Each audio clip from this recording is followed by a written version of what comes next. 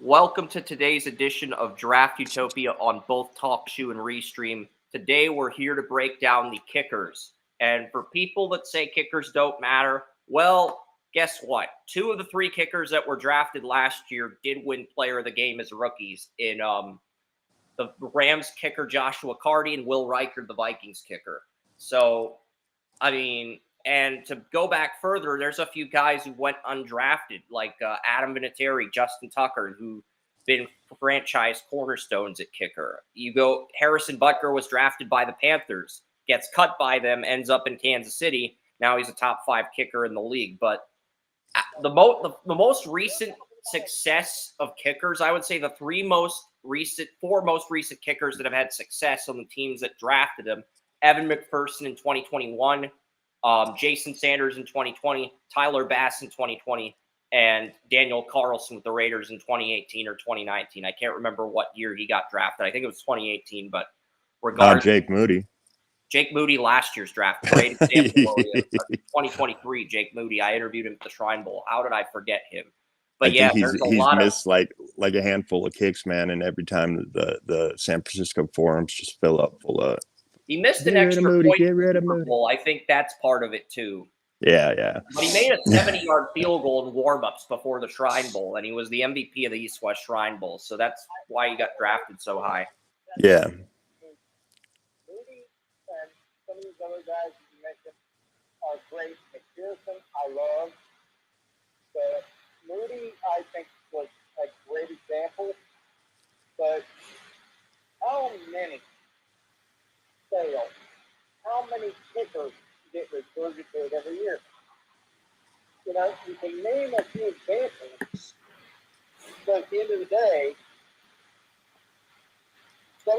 if you're going to go kicker, 7th round. My number one kicker in this year's draft has a 4th-round grade. Well, you know, it's just like you mentioned, Harrison Butker a few years ago, and with the Panthers, and they kept Graham Gano instead of sticking with the draft pick. And I mean, look how that's turned out. They should have kept him. Yeah, Butker, he got drafted by the Panthers, then he gets cut by the Panthers. He goes to the Giants. The Giants cut him because they had Gano, and then the Chiefs end up with Butker. Mm-hmm. Yes, but he failed 2 times before his 3rd try. So you're looking at a situation where they could have Butker. The Texans cut Chris Boswell. He was picked up by the Texans after playing college at Rice. He also got cut by the Giants, as William was mentioning. Butker got cut by the Giants for Gano. Boswell got cut by the Giants, and he ends up in Pittsburgh. You're just going to my point, is that these guys have been undrafted and cost you less, but had higher dividends. I mean, you didn't have to draft them because they were good.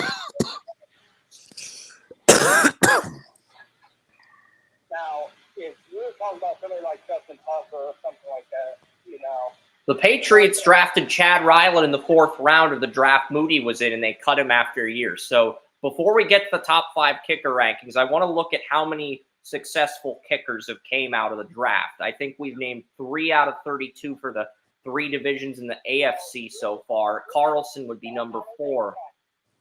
guys that have not been cut. Guys have not been cut, and they were drafted by the team that picked them. Yes, I'm aware of that. Will Riker for the Vikings would be 5. I'm not counting Jake Bates or Cairo Santos. Those guys have been around the league. Is Young Ho Koo drafted by Atlanta? Because I remember Young Ho Koo. Yeah, I think so. I thought Ho-Koo was undrafted free agent. I remember he played with the Chargers for a year, and then he got picked up by the Falcons.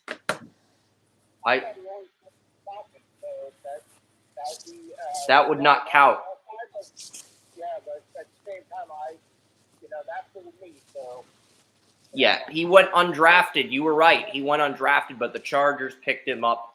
And so Chase McLaughlin. I am going to look this up. There are some players that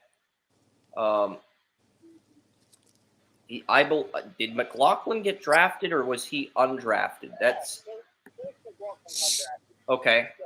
I'm not. I think Eddie Pinero may have been picked, but he's been on multiple teams now. Brandon Aubrey went undrafted, but his route to the NFL was pretty unique. I think Jake Elliott was drafted, the Eagles kicker. I think he may have been drafted by another team, cut, and then picked up by the Eagles. No. Elliott was in the 2017 draft. He was picked by the Bengals, and they cut him and then the Eagles picked him up. Yeah, he was drafted 153rd overall in the 2017 draft. So I'm not sure if we'll throw Elliott in there. I don't think we should, but I guess you could throw him in there. I think that's debatable considering he was drafted. I would throw him in there simply because the Bengals have Bengals so much that let's just throw him in there just like Bengals. So basically, the Bengals had Randy Bullock and Elliott competing for the kicker job. Bullock won the job, and the Bengals cut Elliott. They would rectify that decision when they took McPherson, but that's 5 kickers that have been drafted, 6 if you count Moody,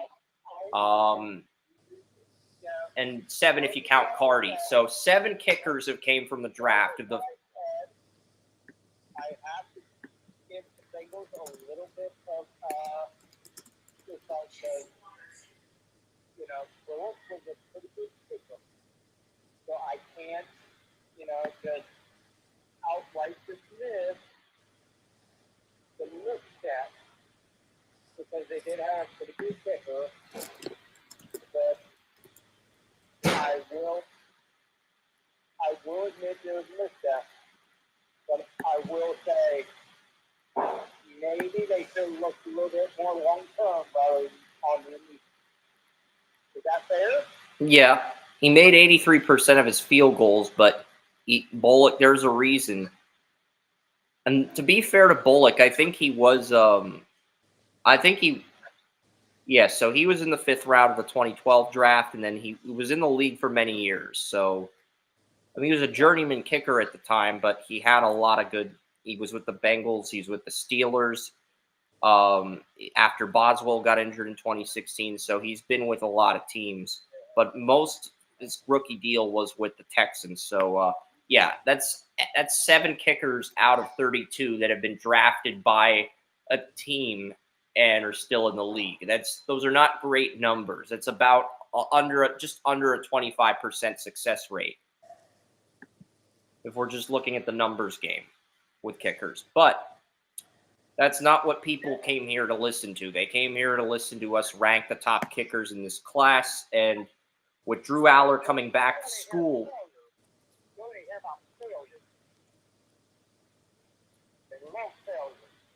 yeah.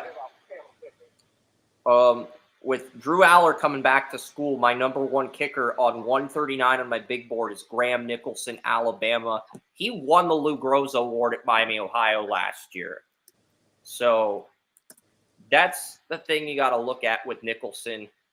I believe.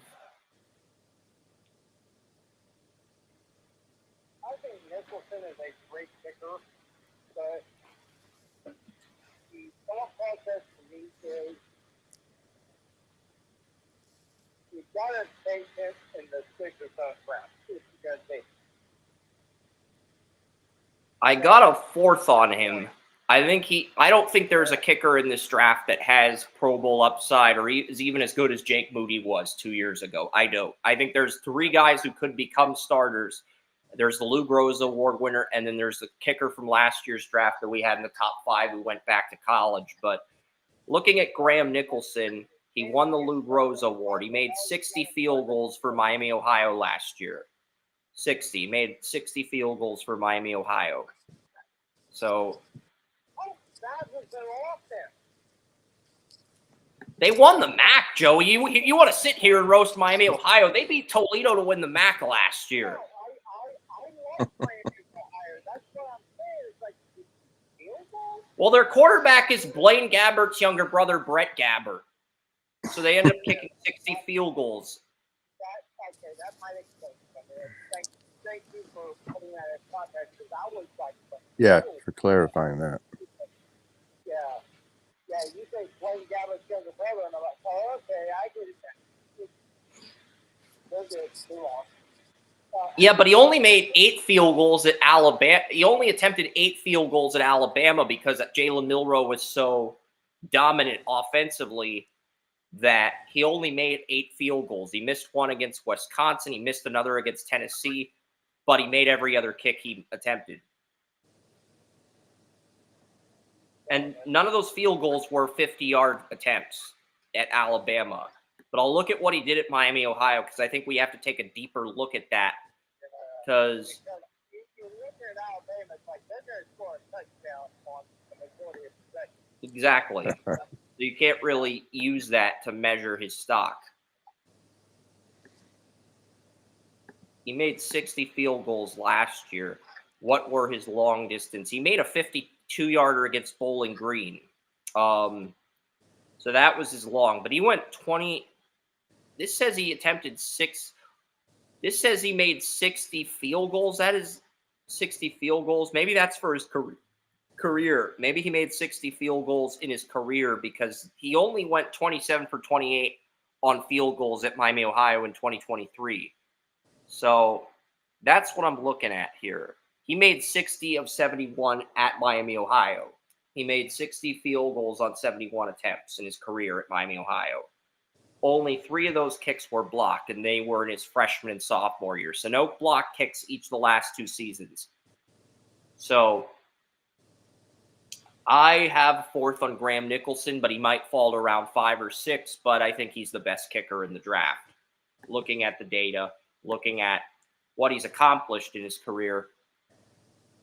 But yeah, Graham Nicholson made 60 field goals in his career, not in one season. To clarify, that's on me, guys. Now, I have a question for you. I've got an 88 for potential on Nicholson. I think he's a high-end starter, but not a Pro Bowl kicker. What is the success of 4th-round drafted kickers in the NFL? I believe Tyler Bass was a 5th-round pick, and I think Jason Sanders was a 7th. But I think they were in the same draft. I believe both were picked in 2020. Evan McPherson was a 5th-round pick, but I had a 4th-round grade on him, I believe.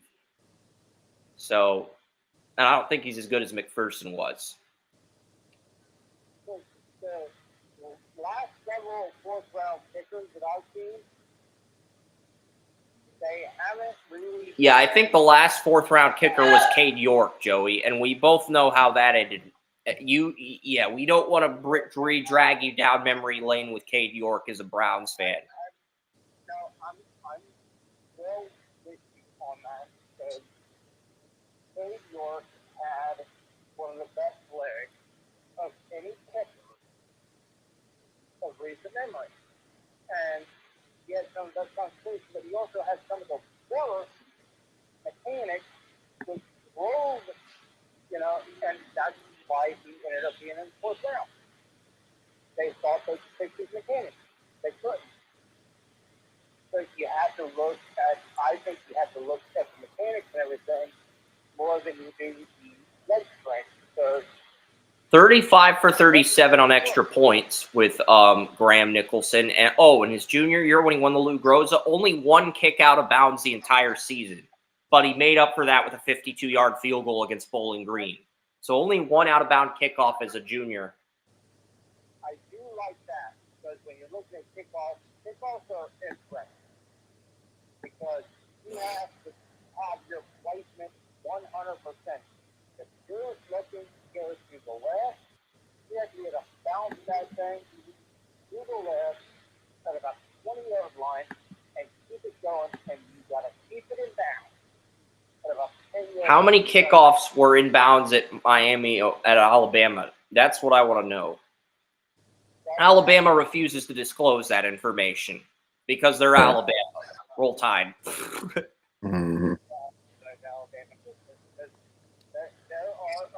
It's funny how many stats are missing when you go look for them.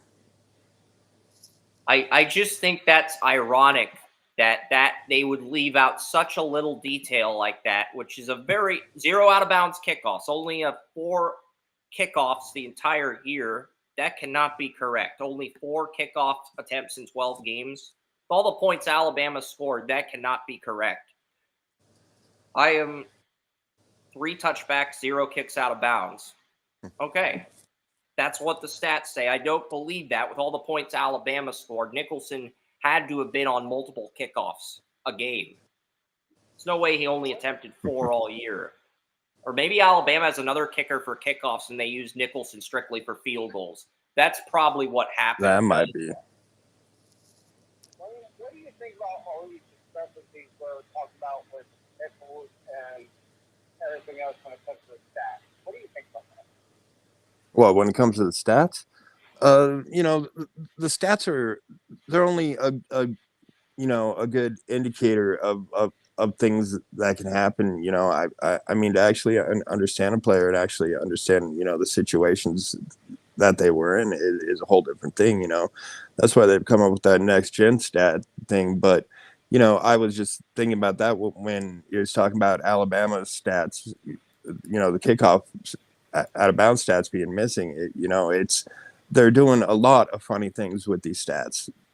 Caleb Williams fumble stats, his last 2 years of college, there were some places that had it hid. There were some places that had it 17, and there were some places that had it 33.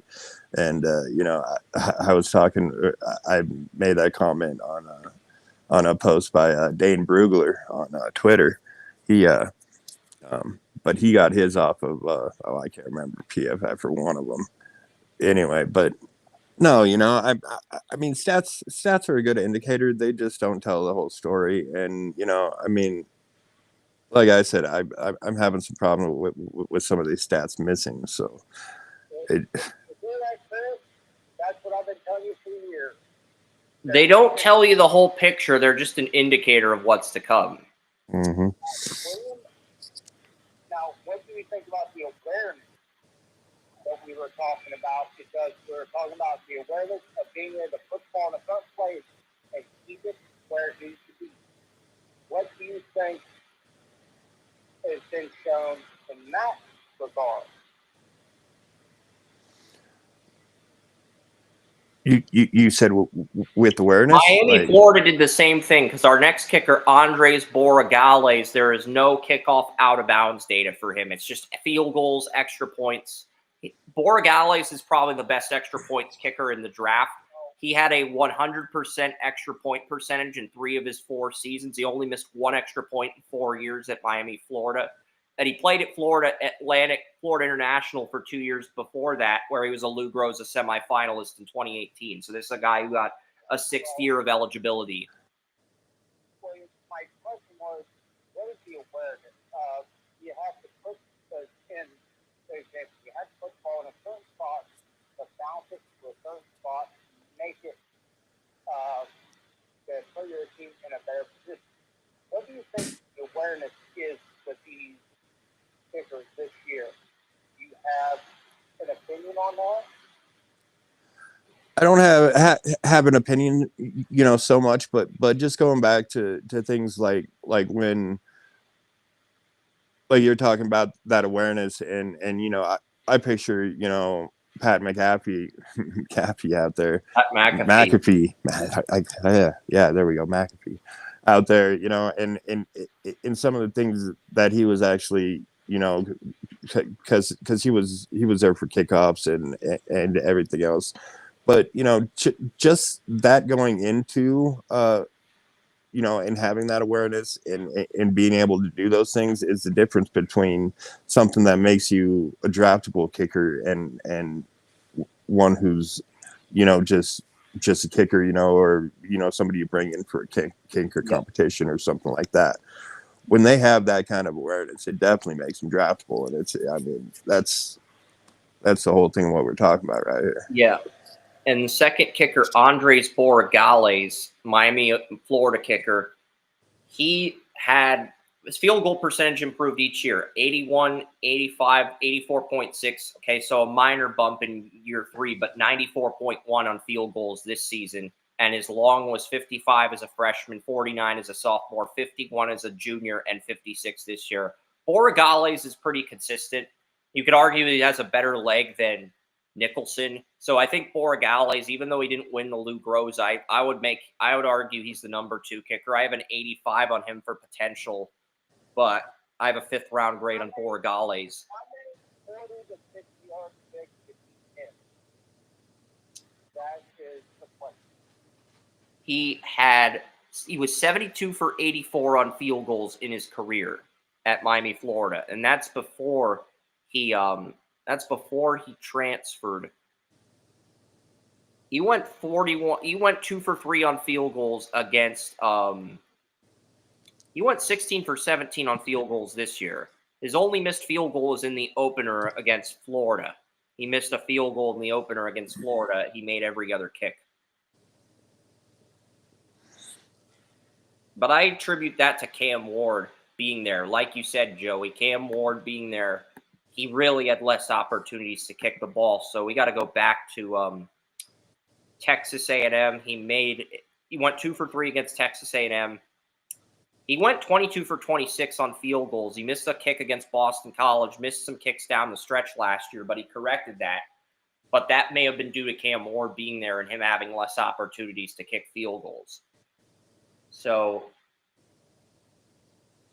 and something that wants to give him is something that's really interesting to me. I think because they don't tell you what missed kicks. They give you the made kicks, the missed kicks. They don't tell you how much yards the missed kick was. That's a missing variable in the kicker data, and I can see why you're a little irritated by that. Annoyed, maybe not irritated. A little bit irritated. You're right. I'm a little bit irritated by that. But when it comes to Cam Ward, he is kind of hamstrung by Cam Ward because, in my view, from watching Cam Ward, he is Jameis Winston without the pocket presence and without the arm strength. And you're going to look at somebody who's a top 10 quarterback, but are you going to draft somebody in the top 5 as the top 20 quarterback? No. But in college, is your kicker going to suffer for something like that? Absolutely. So what is our grade on the kicker, and how do you manage that? So that becomes a little bit more interesting. I've got Borregales at 158 on my board, which is arguably a 5th round grade, a firm 5th round grade, not a 5th to 6th round grade, a firm 5th round grade. But he's entering that borderline territory of, okay, if he's 158 on your board and he drops a few more spots, then you're looking at the possibility of him falling to round 6.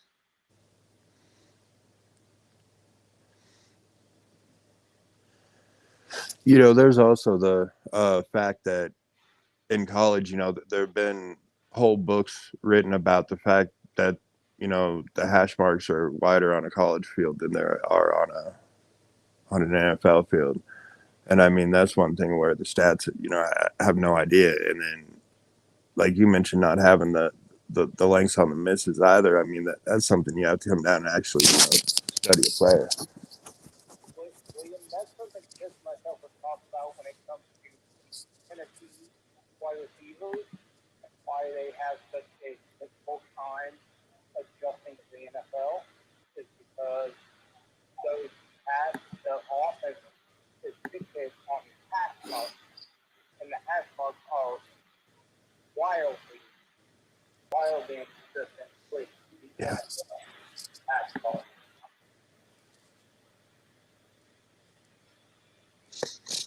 Yeah, I mean, Dragan Kesich, the Minnesota Golden Gophers kicker, is the final kicker I have a starting grade on. But, he's interesting player. He's made 6 field goals from 50 yards or more in his career. I want to look at what he's done with Minnesota this year. Then I'll look at, okay, so as far as he's 19 for 26 on kicks, I could see why I could see why he would go undrafted, but he made a 53-yarder against Rhode Island, a 52-yarder against Nevada, and a 51-yarder against Rutgers. So 3 of his 6 50-yard field goals in his career came this season. So I could see why 35 for 36 on extra points. Only 3 touchbacks and only 1 out-of-bounds kick in the season finale. So Minnesota, I'll give Minnesota's athletic department credit. They actually listed the out-of-bounds data that we want to see with these kickers. So I will give Minnesota's athletic department credit there. The website, Golden Gophers website, I'll give them credit for that. I would say this because, I love freshman players. Kesich had 0 out-of-bounds kicks in 2023 when he was at Minnesota. Yeah, I would say he may be worthy of a 7th-round pick because he is a threat just year after year after year. And that's something I love. God is looking for progression, and he has shown the progression. So if you're looking at a kicker that maybe draftable, in my opinion, it's maybe him. But Yeah. he's Because Dragan Kesich, here's the thing. He had 0 out-of-bounds kicks as a sophomore and a junior and 1 this year in the season finale. So Kesich is extremely consistent when it comes to kickoffs. 0 as a freshman, too. Holy cow, that's actually impressive. 0 out-of-bounds kicks until his senior year this year. That is actually impressive. So, yeah. He didn't become the starting kicker until 2021, but he had 0 out-of-bounds kickoffs until the final game of his college career. That is an impressive streak. That is a very impressive streak. So Kesich, I have him at 159, right behind Borregales, but I have both guys as starting kickers. And William messaged me. We've got until 11:30, and then he's got to go. But yeah, what do you think of Kesich so far? I think I have him in round 5, but That's an intriguing stat that you brought up there, and that's definitely something somebody like Kyle Shanahan and John Lynch should look into. I mean, that sounds pretty solid. And it definitely sounds like he's got some potential for being a draftable kicker. And number 4 is Kenneth Almendares. Kenneth Almendares is the kicker at Louisiana. He won this year's Lou Groza Award. I don't have a grade on him at the moment, but if the 3 kickers we come off the board, Almendares is a guy you could pick in the 6th round. Maybe he's an undrafted free agent. We really don't know with kickers because only 3 were drafted last year. You can't just look at the kickers as a whole, Joe. You have to look at the market. Last year, there were only 3 teams. The Rams, Vikings, and Jaguars were really the only 3 teams that drafted kickers, and the Rams were the big one that needed a kicker in the draft. Everybody else really got their kicker situations handled in free agency. That's the thing. I do look at the market, and that's the thing. Because in the market, you're going to have all these free agents that have already been in the league and done it versus guys who have not been in the league and done it. So you're going to have 3 or 4 kickers that come from the draft, but you're going to have 15 kickers that come from the league. Yeah, I'm going to look at the free agents for kicker punter on Spot Track to give us an estimate of what the market's like. To give us an estimate as to what we're looking at for 2025 for kickers.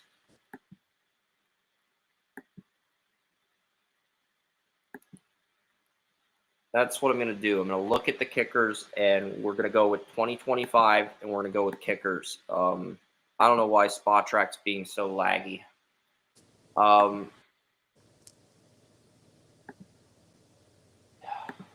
You know what? I'm going to do this on my phone. I'm taking up enough data on my computer. It's at the point where I'm going to do this. All right. So spot track kickers. 19. William, simplified from my computer. Well, So, yeah. So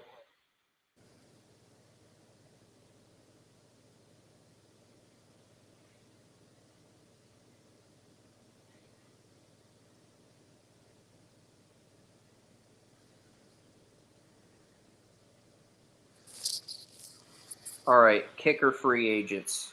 I'll pull this up here. There's only 5 kickers available. Matt Prater, Matt Prater lost Matt Prater got injured, but Chad Ryland took the kicker job. I have a feeling Prater's going to be on the market.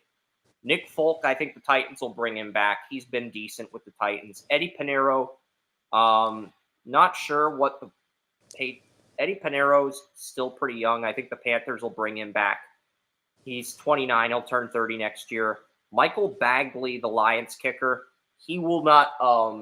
The Lions have Jake Bates. They will move on from Bagley most likely. He will be looking for work elsewhere. He will probably be the guy who's blacklisted from the league until something happens. And then Joey Sly, Patriots kicker. Joey Sly, he's been better than Chad Ryland, but he's also been extremely inconsistent to the point where if Sly does not get re-signed by the Patriots, Joey, Patriots scream as a team that's going to draft a kicker at some point. Everybody else, it feels like, could bring back their kickers. Kicker market's not very deep this year. I mean, there's only 5 free agents, and one of those kickers is injured, Matt Prater, even though he's good, and the other, Bagley, is a backup kicker on the Lions now, with Jake Bates having a lot of success there. So that leaves Nick Folk, Eddie Pinero, and Joey Sly as guys in the market. So looking at the kicker situation, assuming all the kickers come back that are under contract, nobody retires at kicker, assuming that happens, you're looking at New England as maybe the only team that's in the market for a kicker this year, and everybody else having their kicker before the draft, which really waters down the kicker market.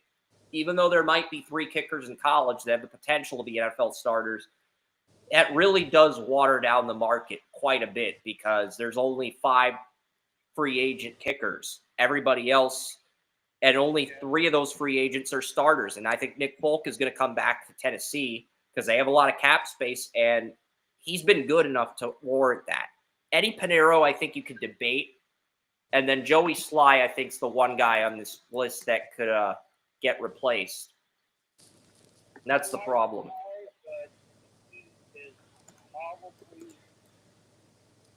I agree on that list that you just mentioned. He's probably the most likely to get replaced. I like it, but if you're looking at a list, you need to stop. Yeah, because Nick Folk is probably going to get retained. Eddie Pinero's probably going to get retained. Pinero's 21 and 24 on field goals this year. So I don't think the Panthers are going to move on from him. But Joey Sly, the Patriots starting kicker, Joey Sly is 23 for 30 on field goals this year. He did make a 50-yarder against the Cardinals and a 54-yarder against the Colts. He can kick from a long distance. The problem is he's not consistent with his field goals. And I think the Patriots are going to look at that and make a change at kicker. I think everybody else is probably going to stick with the kickers they have, Joey. So that just goes back to when, Sly was kicking against Gano and stuff, between Carolina and Washington. I mean, he's always had the leg, just not the accuracy. So the Patriots might be the only team in the league looking at a kicker in this draft. Even though there's 5 draftable kickers, the reality is because the team we eyed in on last year during the draft was the Rams. But the Vikings and Jaguars both drafted kickers. I was kind of surprised by that. But, if I've got a 5th-round grade on a kicker and it's round 7, the kicker's with starting potential still there, I'm cool with picking a kicker if I've addressed my other needs at that point. But let's get the final 2 kickers on this list. Kenneth Almendares, 27 for 29 this year on field goals. He won the Lou Groza. He made a 53-yard field goal against App State. Certainly appears to have the leg and the accuracy. And he was the Lou Groza Award winner. 6'2", 252. The Minnesota kicker is 6'5", 235. So some of these kickers, big boys. Yeah, they're big. So, and then the final kicker on my list is the Boise State kicker.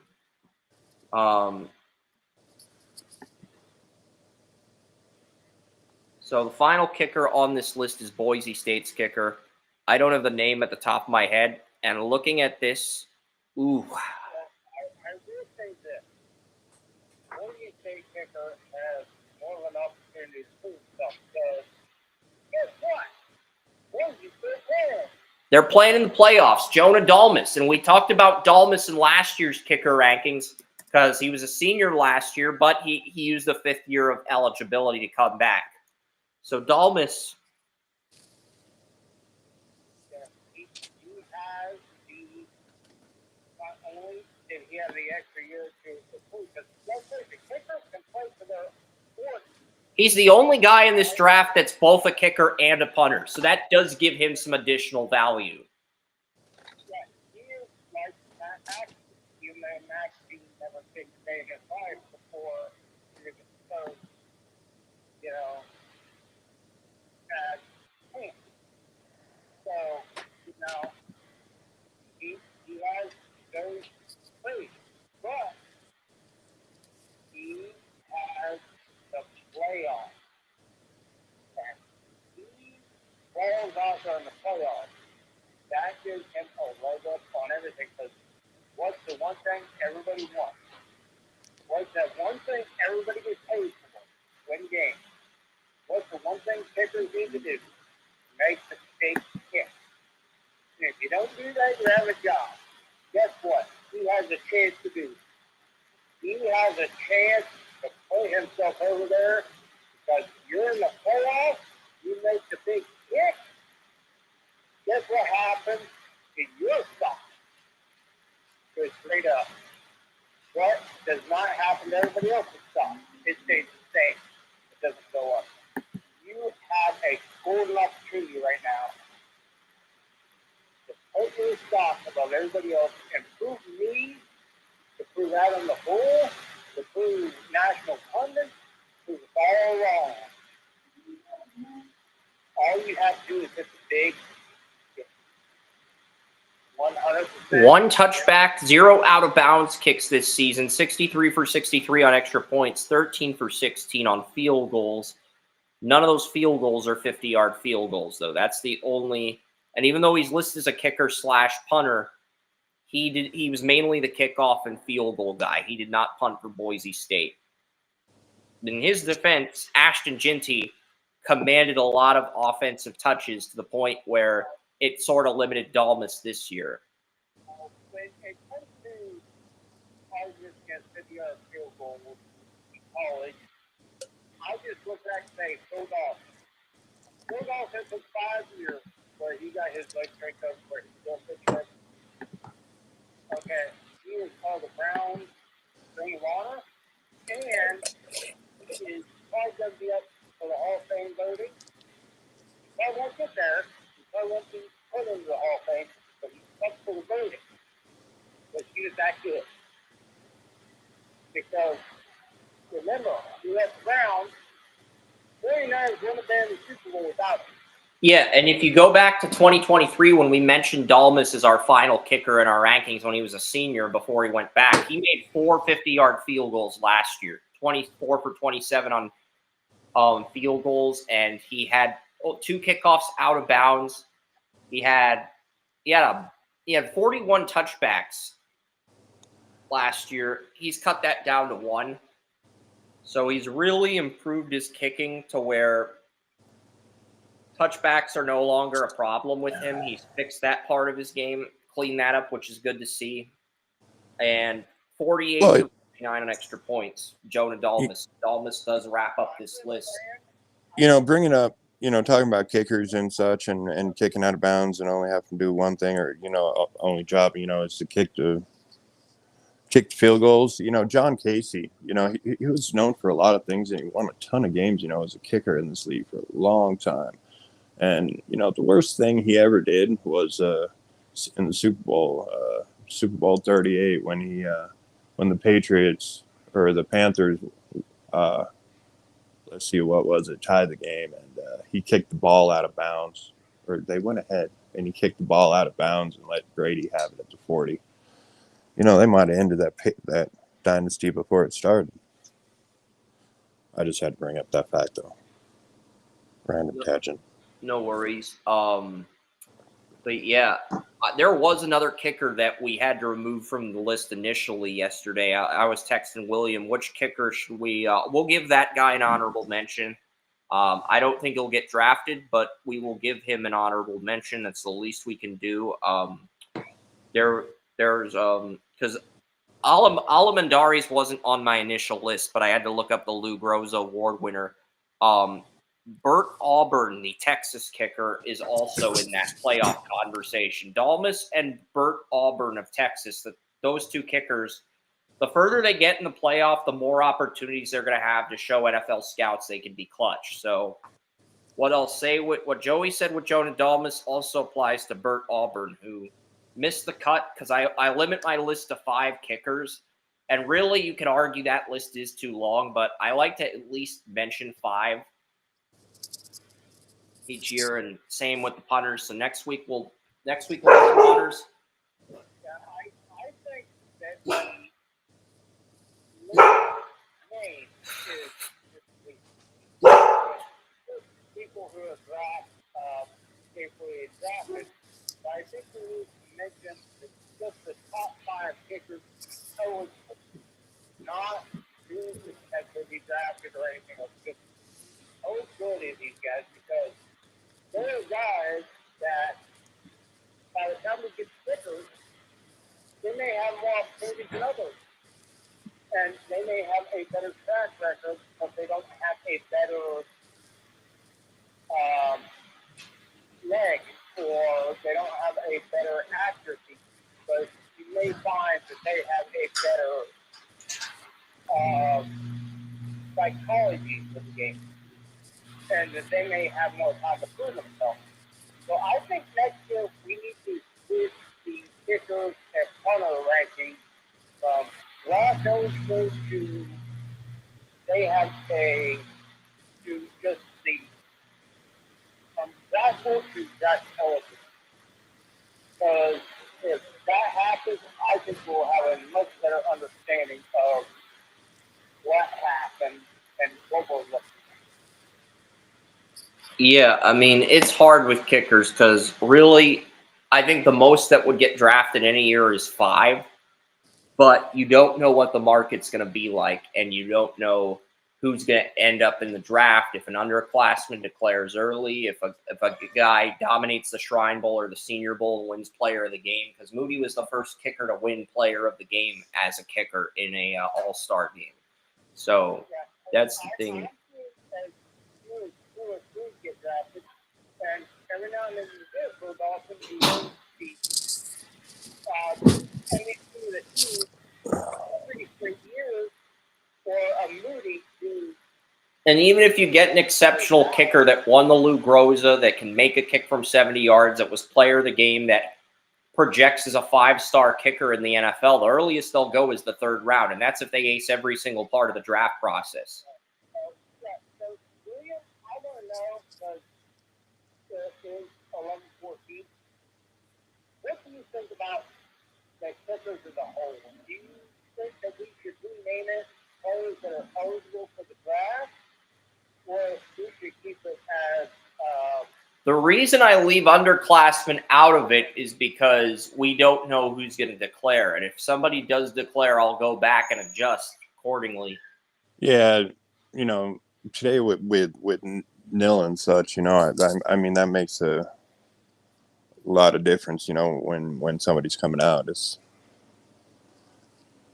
been all kind of messed up the last few years. But yeah, you got NIL, you got the portal, you got players wanting a certain amount of money. There needs to be a salary cap in college football. And Yeah, there definitely needs to be a salary cap. I mean, they just can't have it running around like you know that they think they're gonna have it running around, you know, and I agree with both you guys because I just heard yesterday that the power goes back to Penn State.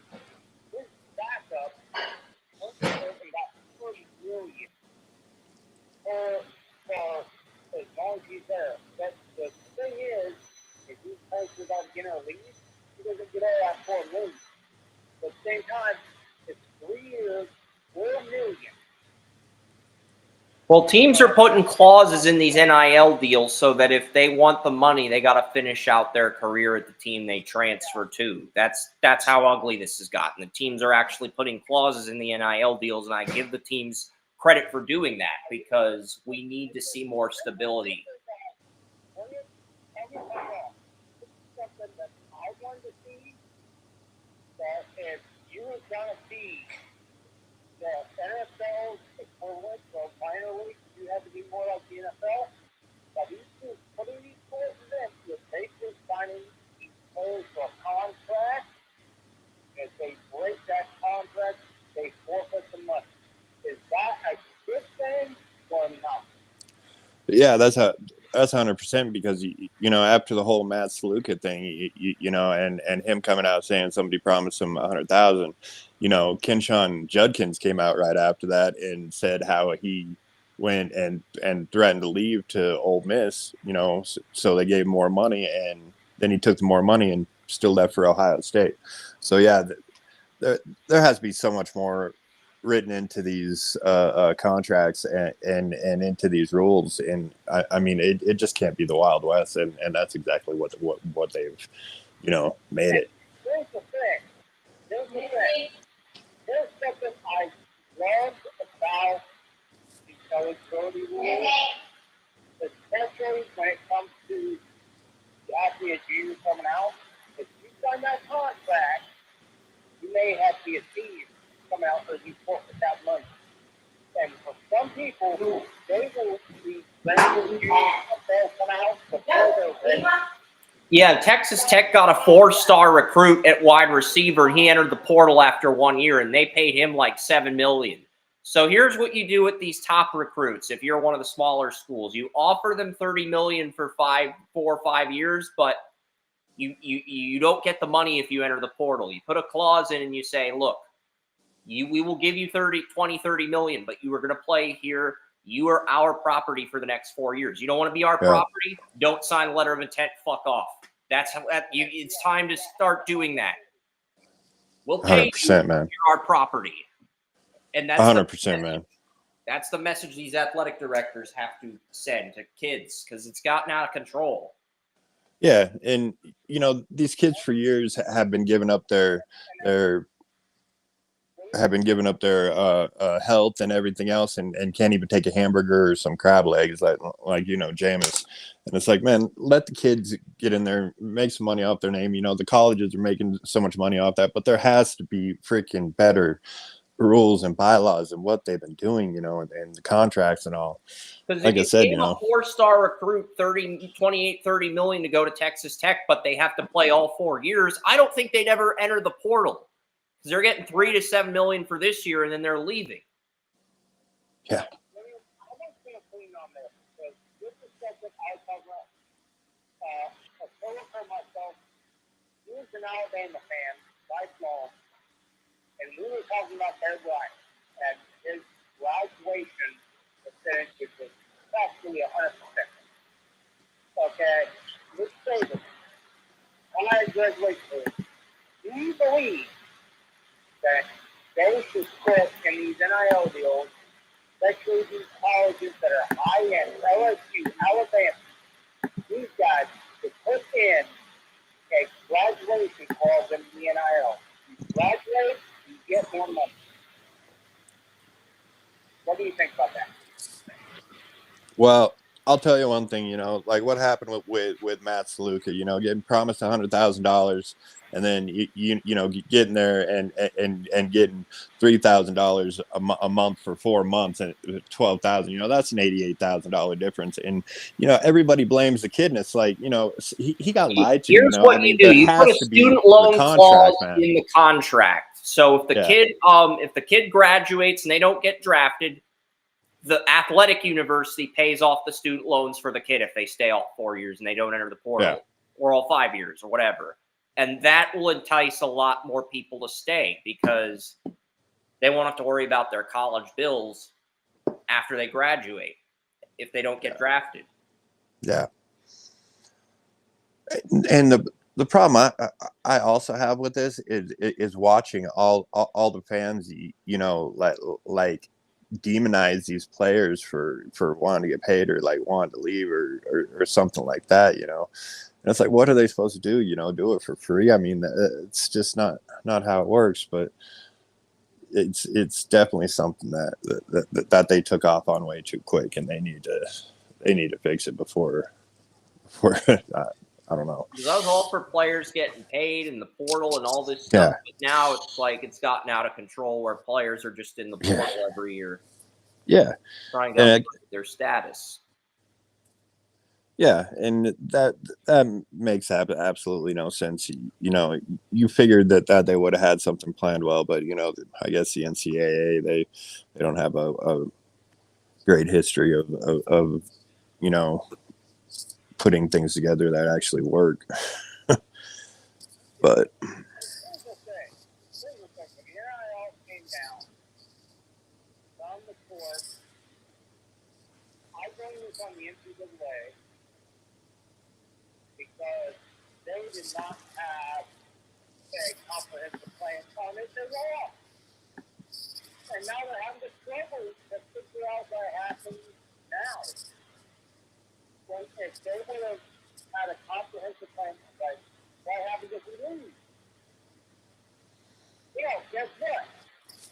We would have this happen, this happen, this happen, this happen. And it's just crazy. So I think the NCAA has been doing this open for 30 years. And with the NIL, it's got to be something to put again because it does not bring the look at the fact what happens if we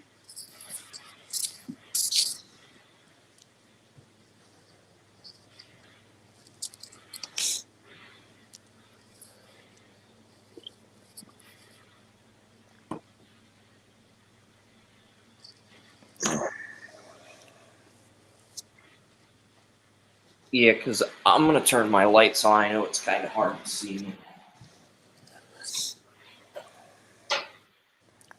yeah, it's not very bright over there. Yeah, It all the looks like lights the Bat were Cave. turned off. That's why.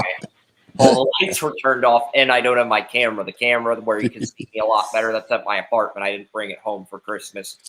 That's my fault, though. I'm not going to... I gotta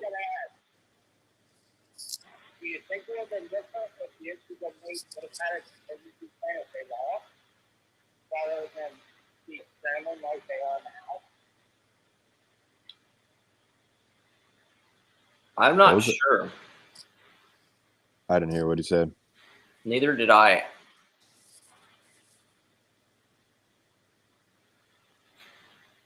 You repeat that, Joey? You have to have a plan in case you win. You have to have a plan in case you lose. And you have to have a plan go first if there's a delay. You have to have 1, 2, 3, and then you have to have contingencies for all three. And the NCAA, I don't think had any one of those scenarios. But now I think they just got handled it because they were so arrogant that they thought there was no chance they would lose. I think so. You know, so some of those boosters and some of those schools, you know, that thought they were going to get in there and buy themselves a championship. So you know, they forced it through. You know, thinking it was going to handle itself. You know, not thinking about the consequences or you know the outcome of what's actually going to come of that.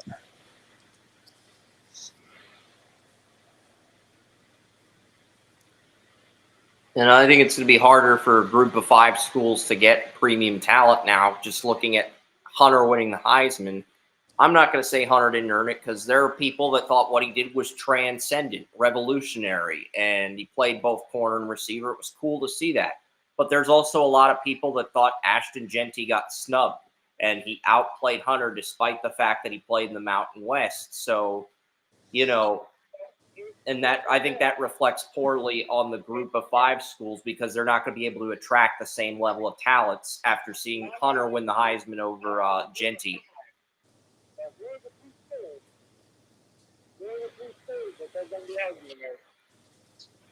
Colorado, Boise State, not exactly Ohio State. Well, Colorado's in the Power 5. They're in the Big 12, which is a Power 4 conference.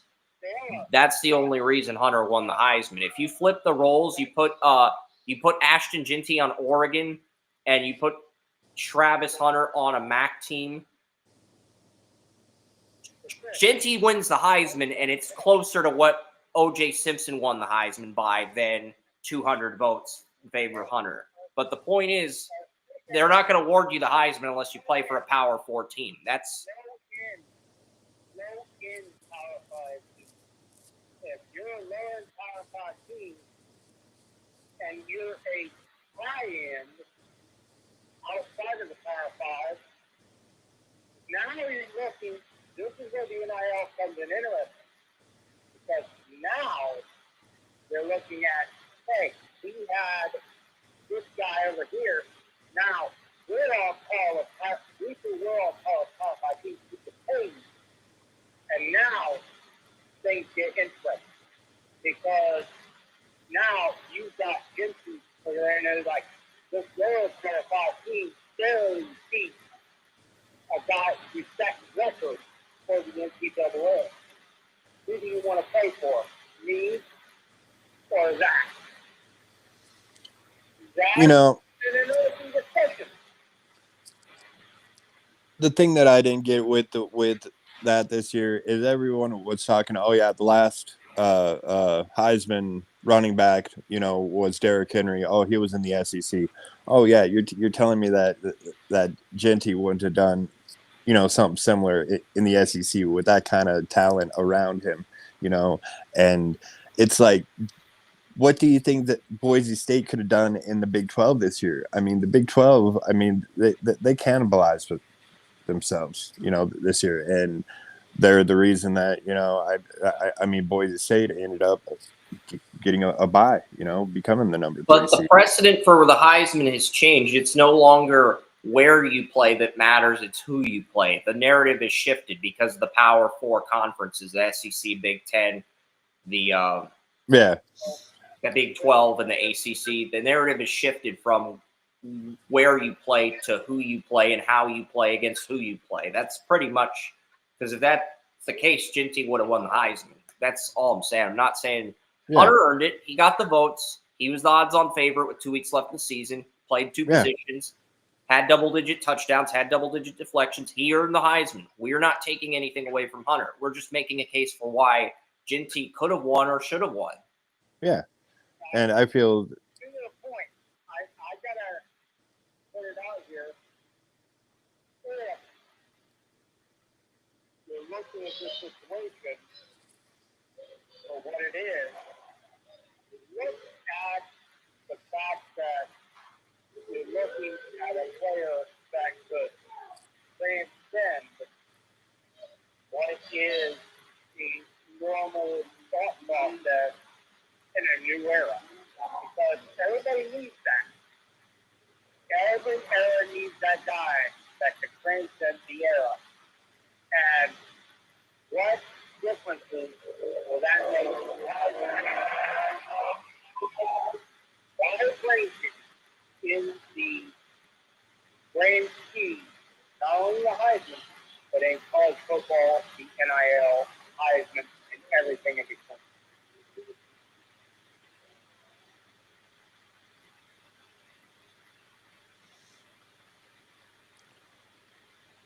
Well, all right, guys. I'm going to get out of here. Yeah, we appreciate you having coming on, William. Joey, is there something you want to ask William before he splits?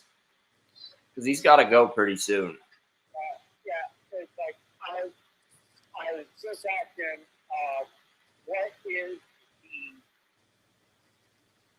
you have Boise State right now, you have Ashton Kennedy. There is Nathan Sense. What do you think about college football in the new era? Because the NIL, the Heisman, the playoff, and everything else. Do you think there is, especially if Boise State wins this week, do you think there is room for people to stop and say, hey, this NIL, this lack of Power 5 teams is legit. We need to look at Power 5 teams, lack of under Power 5 teams, more legitimate than we would have before, especially as the food. Well, what's going to happen with all these, TV deals and the Pac-12 ended up Pac-2 and the Pac-12 is going to come back. The Pac-12 is going to make a comeback in 2026. They're going to add schools like Boise State. They're going to make a comeback in 2026. Yeah, they're on hiatus right now.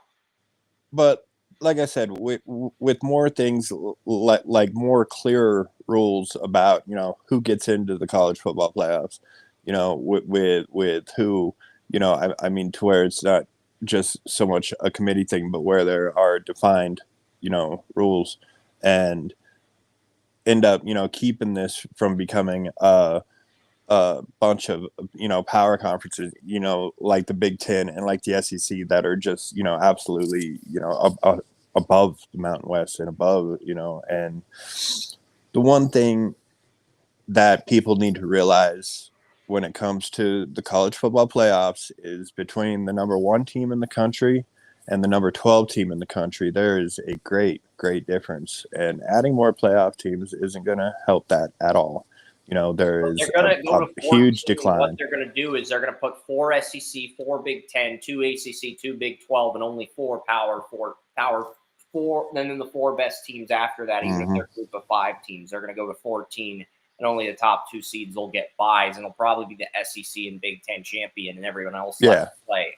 That's probably what they're going to go to in 2026, even though I think they should reduce it to 8 teams. I was the first to say they should have made it 8 teams instead of 12 and saw how an 18 playoff would have gone. But they didn't want to do that. When the fans start bitching about who's in the playoffs and that Alabama didn't make it at all, Alabama would have been better than Indiana and all that stuff. They just need to realize that the difference between, the team, the number 1 team and the number 12 team or the number 15 team is a world of difference, man. And they just need to understand that, and they can't sit there and everyone, wanting their team to be in there or, this team because they face them. Well, they're also the ones that make the schedules. So they, the NCAA and the committee are the ones that need to make, that distinction, and make it clear to the fans out there to where, the fans aren't all confused and everything else. But like I said, man, between the 1 team and just the top 25 alone, between 1 and number 25, there's no comparison, and that's just what they need to understand when it comes to the college football playoffs for this season and for next season and for the future as it is. I agree with you, William. The big thing I do believe it should be 12 teams because every year you see upsets. And if you have fewer than the top half of the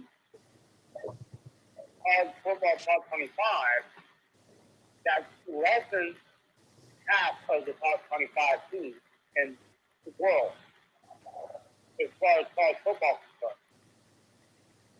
We can deal with that. But at the same time, over that. Now you're looking at NCAA basketball. Now you're looking at possibly saturating the league even more. Yeah, it's like you got to make it where there's some drama, and that. But there was no drama in the first round. I think all the drama is going to be in the quarterfinals because I think we're going to see all the lower seeded teams win. That's my prediction. I've got Texas beating Arizona State as a 5 seed. That's not really an upset. Ohio State beating Oregon. I've got the only high seed that I have winning is 3 seed Boise over 6 seed Penn State. And then I've got Notre Dame beating Georgia. So I've got a Notre Dame Boise semifinals, and I've got a Texas Ohio State semifinals. So I think this will be the round we see the drama in. We didn't see any drama in the first round. We saw blowouts.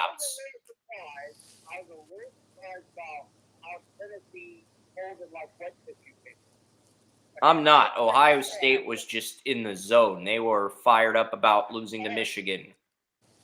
I want to see one of two things happen in this round two, and that's either Boise State beat Penn State or Arizona just happened to catch Texas on a bad day and, just squeak one off. And, for underdogs, that would be great. I would love to see a Boise State-Arizona State championship game. I think that would be fantastic. And it'd be kind of hilarious, too.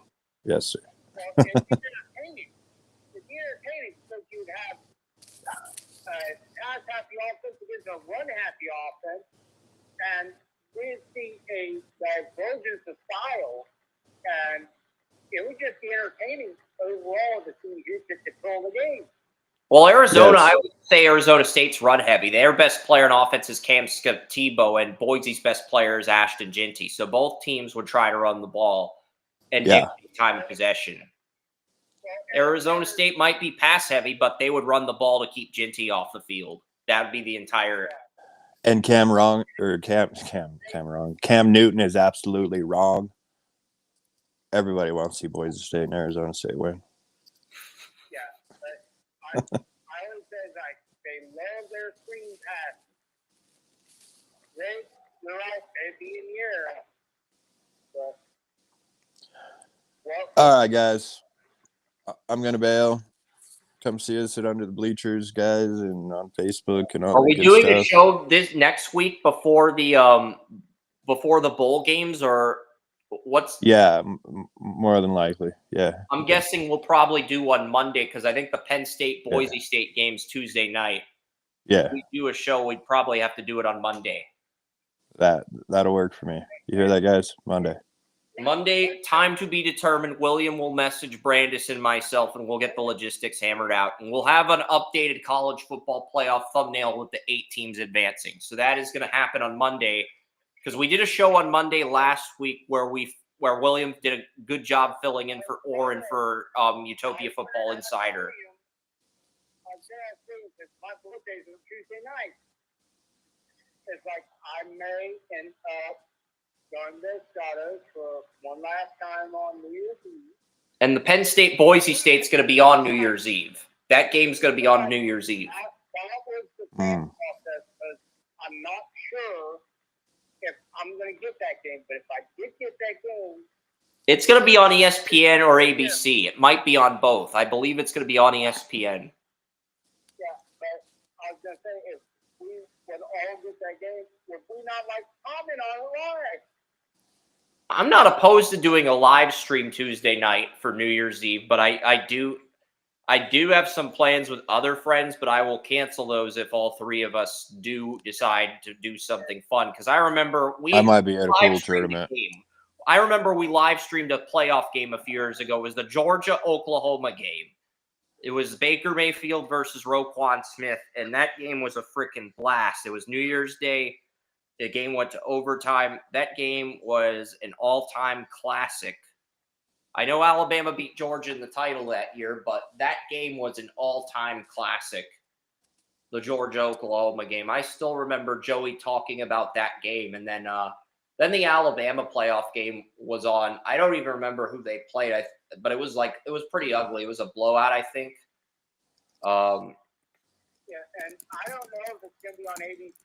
I mean, maybe we can set something up, It's going to be on ESPN, I believe. I believe all the games left in the playoff are only available on ESPN.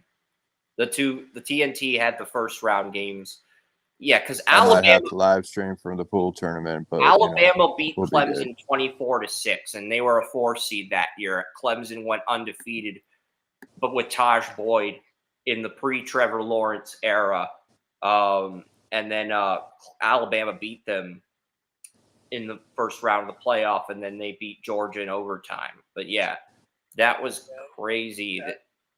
The double overtime game where Baker Mayfield against Georgia. I remember Joey having a blast, and we were actually live streaming that game. Yeah, that was amazing. It's like, it makes me sad that I do not get ESPN, and Me neither. I get ESPN at my apartment, but I'm currently still at my parents' house for Christmas break. But one of my friends has YouTube TV, so I get ESPN NFL Network through that, and I pretty much watch YouTube TV when I'm not at my apartment. That's how I get information on the games. And even if ESPN or whatever isn't airing, they have a split screen for ESPN, ESPN2, NFL Network. And with the games on NFL Network today, I can just use that to stream Patriots, Chargers. But yeah, that's probably what we'll do. We'll make NFL predictions, Joey and I, once William decides to split. And then when it comes to 1 p.m., I'll probably load up the game. I'll probably load up Patriots, Chargers if we're still on the air. And I'll probably watch that on YouTube TV, but have to mute the game. That's probably what we'll end up doing. See you, William. And after we pick the games, I'm going to wrap the show up by pitching an NFL schedule for Week 18. Yes, Joey and I were going to, because the schedule is not officially out yet. If the Lions and Vikings both win, I guarantee you that will be the Sunday night game for Week 18. Because it'll be for the division and the number 1 seed in the NFC. So that'll be the Sunday night game, Minnesota at Detroit. If the Packers win like I predict, that may not be the Sunday night game. They may make that the Saturday game at 4 p.m. But there's basically 3 primetime games. The 4:30 game on Saturday, the 8:30 game on Saturday, and then the 8:30 game on Sunday. And I would imagine Seattle versus the Rams is the 8:30 game on Saturday. Because the Rams don't secure the division this week. Well, they can't. Even if they beat the Cardinals, they can't technically win the division. But there's a good chance they'll win it. So that'll probably be the Saturday night game. But yeah, I will load up the NFL predictions. Yeah, it'll be interesting. I do wish more games were on. That's about that television, but they aren't liking that as network. Yeah, it's like I want to see a college football playoff. So ESPN will cover Boise State, Penn State, and ESPN's going to air all the games on New Year's Day. None are going to be on ABC, so you can get them through ESPN or Hulu Plus. If you get Hulu, you can pay for Hulu Plus and watch the games that way. I do Hulu, but I don't know if it's Hulu Plus. I think with Hulu Plus, you get all the additional channels through like bundles and stuff. I don't know. That's something you can look into during your free time. But I'm going to screen share the predictions here for Week 17. And so far as the standings go, I have not updated the standings. But, I believe Kerm is 3-0. Because Kerm picked the Chiefs. I believe Orr and I are the only ones who picked the Chiefs. And the other 2 games, Seattle over Chicago and Baltimore over Houston, were both locked. So Kerm is 3-0. Wes is 3-0. Jason's 3-0. Tracy is 3-0.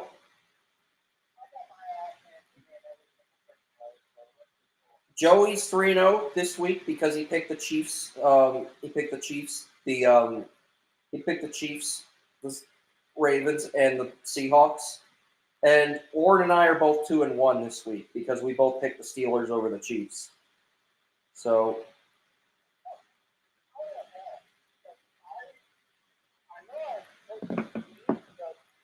You picked the Seahawks to beat the Bears, and they did 6-3. I picked up the Seahawks defense in fantasy, and I'm the underdog this week. I'm going up against the best regular season team, but I'm ahead 115-42.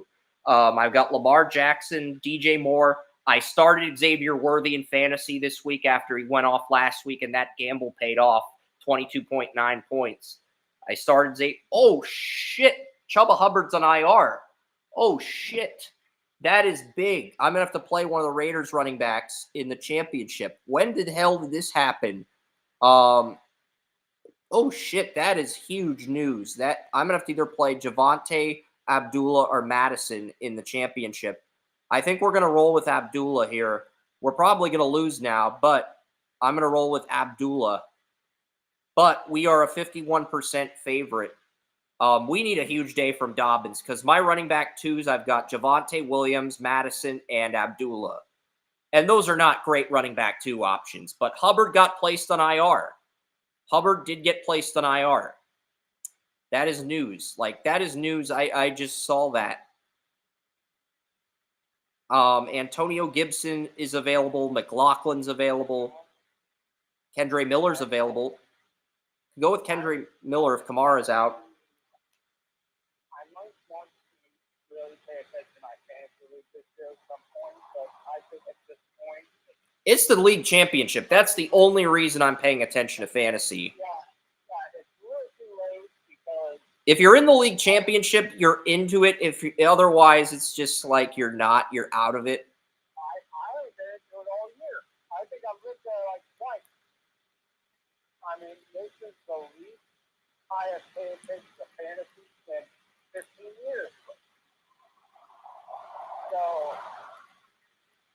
I think I've got a lot of stuff going on there. So the Buccaneers, I'm going to cut Hubbard. I don't want to cut Hubbard, but if he's on IR and he's not playing, I mean, I have 0 point in keeping him. I may as well add somebody else off waivers for insurance. Because Chuba Hubbard's on IR, Joey. The news broke at 11:06 this morning. Chuba Hubbard, he got placed on IR this morning at 11:06 a.m. So just over 40 minutes ago. Damn.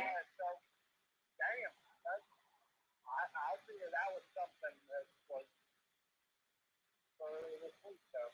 No, it just happened this morning. So I got to pick up another running back. And my choice, I have Javonte Williams, the two Raiders running backs. That's it. But Abdullah's had two 19-point games, so I can bank on Abdullah. But my options aren't great. I've got Antonio Gibson, the backup running back on the Patriots. Jaleel McLaughlin, the Broncos running back. McLaughlin is probably the best play. Estimi's also there. Pierre Strong, the Browns running back, is available. Singletary's available. Vidal, the backup. Ray Davis might get some garbage time points for the Bills. It's a rainy game, but the Jets have a top run defense, so I'm not very confident in that. Isaiah Davis is available, but I think Breece Hall is back.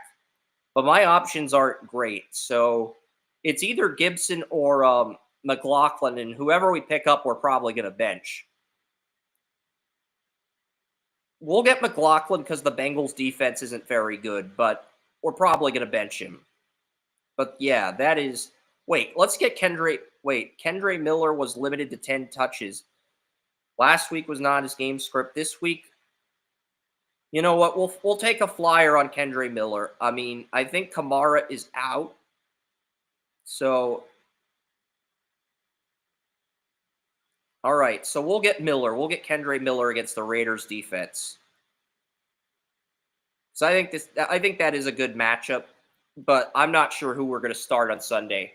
We're either going to start one of the Raiders running backs or Kendre Miller and hope this doesn't blow up in our face, because right now I do not feel confident. But what happened last week is I didn't have Dobbins last week. I get Dobbins back today. Because this is the thing. I did not have Dobbins last week. I had Chuba Hubbard and I had Alexander Madison for me in the playoffs. And Madison did his job against the Jaguars last week.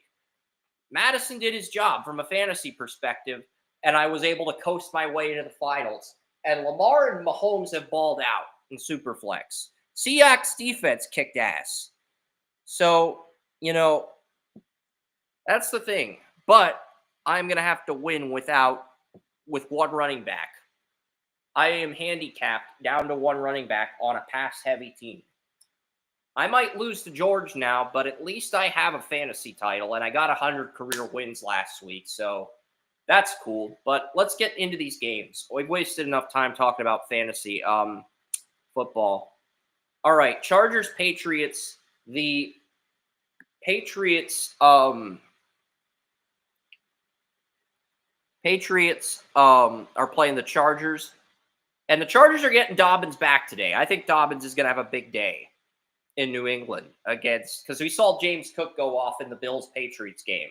You probably watched a little bit of that. Not a lot, but that game was on TV right as your work shift ended on CBS. That game was on CBS at 4:25 nationally last week. And the Browns and Jaguars were not well, the Jaguars were playing the Raiders at the same time last week, so you probably got that game.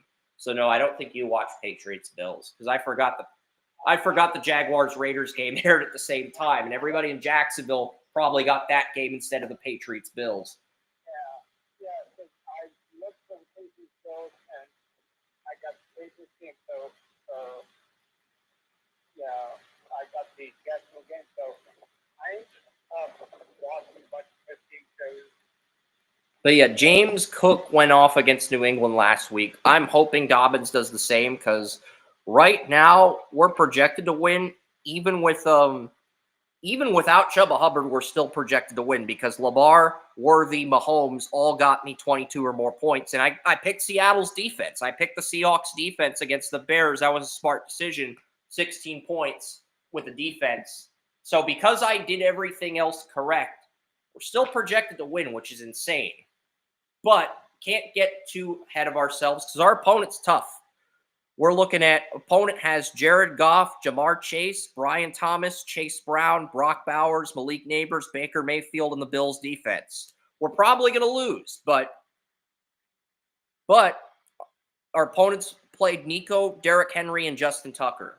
So that's what our opponents played so far.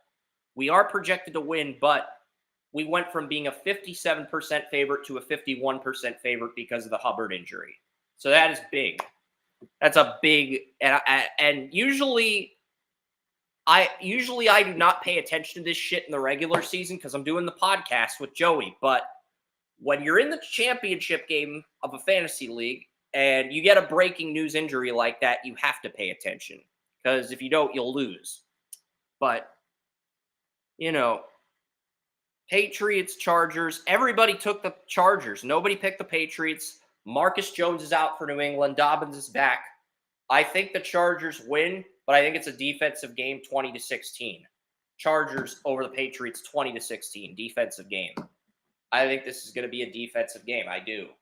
I hope I'm wrong, and I hope Dobbins goes off, but I think this is going to be a defensive game.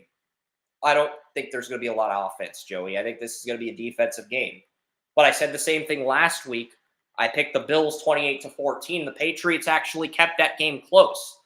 If Drake May had turned the ball over, the Patriots probably win or at least send the game to overtime because there was a fumble recovery for the Bills in the third quarter and an interception in the fourth quarter. If those turnovers don't happen, the Patriots beat the Bills in Buffalo. That's how close the game was. Allen did not have a good day. Shakir did not have a good day. So the Bills looked very sloppy, and the Patriots played very well. They were up 14-0.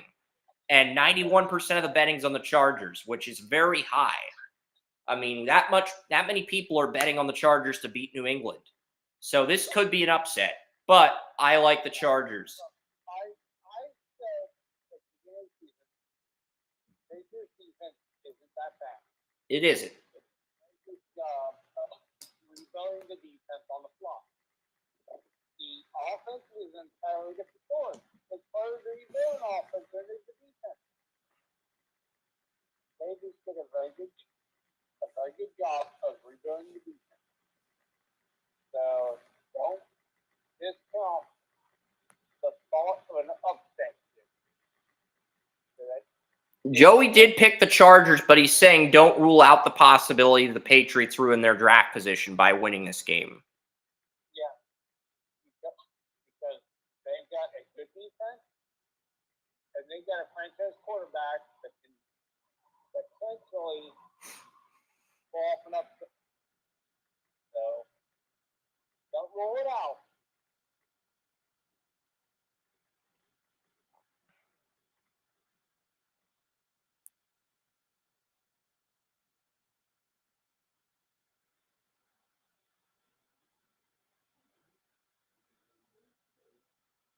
Yep. And the line has gone up from -3 to -5.5 for the Chargers. But the money line's still the same. The over-under still the same, but the point spread's increased from 3.5 to 5.5, from 3 to 5.5 for the Chargers. So I think the Patriots probably cover now. I mean, maybe I'll change my score, but I don't know. The Chargers have to win by 6 in order to cover the spread. I'll go 23-16 Chargers. But yeah, it's like Chargers pretty much have to win by 6 or more in order for that to happen. But yeah, I'm gonna go with the Chargers. But what do you think of that, Joey? The point spread's increased from 3 to 5.5 for the Chargers with Dobbins returning. Do you think that's an overreaction by the sports books, or do you think I just think that's interesting that the point spread would flip a few points with Dobbins back. Your reaction, my reaction are the same. It's interesting. I do believe it. Oh, yeah.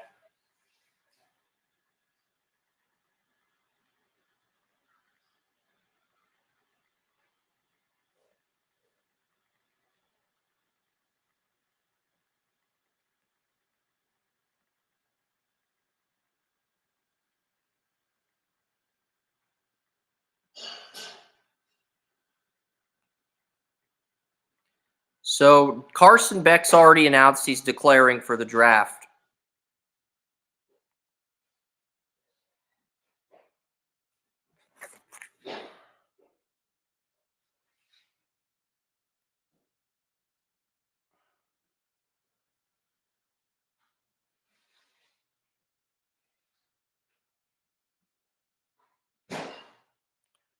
So this is interesting text from Bantle here. Hall of Fame finalists have been announced for the players. So we have Eric Allen, Jared Allen, Willie Anderson, Jari Evans, Antonio Gates, Torrey Holt, Luke Kuechly, Eli Manning, Steve Smith Sr., Terrell Suggs, Fred Taylor, Adam Vinatieri, Reggie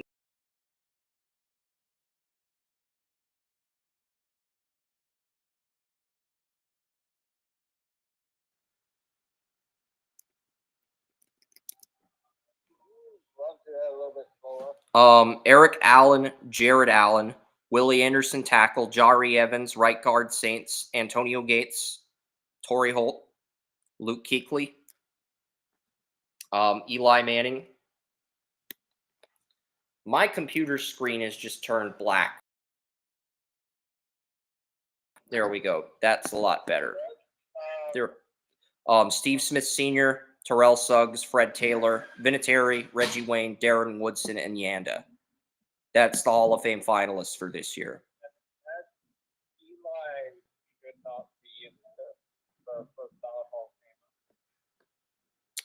Well, Jimmy Dickens said Eli's not a Hall of Famer right after Bantle leaked the finalists for the Hall of Fame, but Eli's probably going to get in because he beat Brady twice. That's really the outlier. Because he beat Brady in 2 Super Bowls, he's going to get in. You can argue he's not deserving, that he's an average quarterback in his career, but because he beat Brady in 2 Super Bowls and kept the Patriots from going 19-0, he's going to get in as a first ballot Hall of Famer. That's the reality. Yeah, and that's the sad part about it.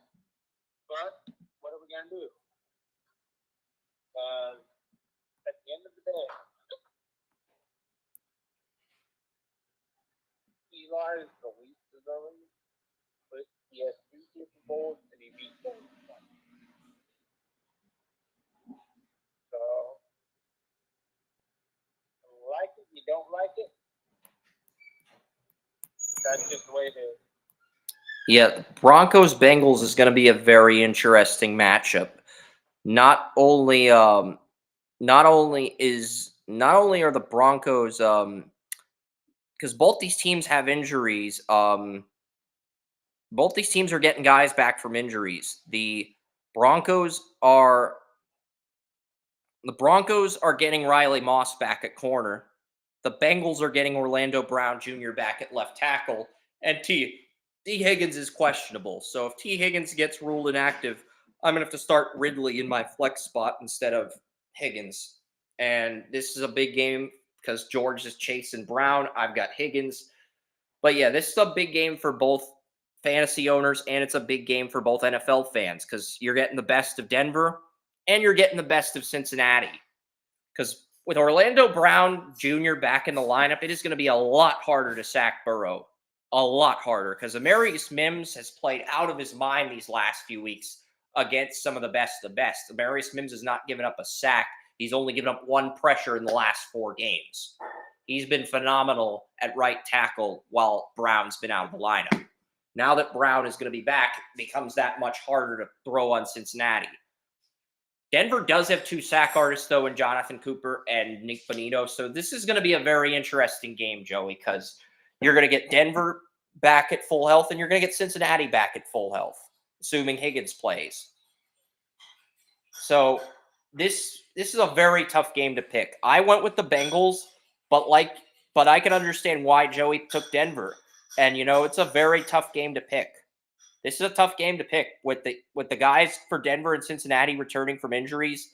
This is a very tough game to pick. I went with the Bengals 31-21, but Joey Noren did pick the Broncos. So this is not a lock on the site.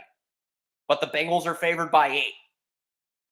Yeah, the Bengals are favored by 8 on the point spread, which I can see why Joey's thinking that's too steep. I can get the Broncos at +8. Okay, sign me up. I'm making that bet. That's probably what you're thinking. We're on Hard Rock Bet. And you can head over to TalkShoe if you want to talk about this with me. My phone is low on battery. So if you head over to TalkShoe, you won't get cut out. You might get cut out if you're on your phone. But if you head over to TalkShoe, really TalkShoe? TalkShoe disconnected me. Restream did not. TalkShoe did. I'm back on TalkShoe now.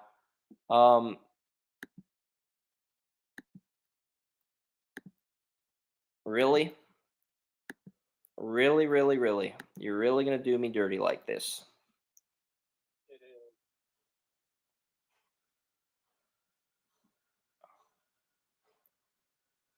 I'm going to turn camera on and then turn it back off.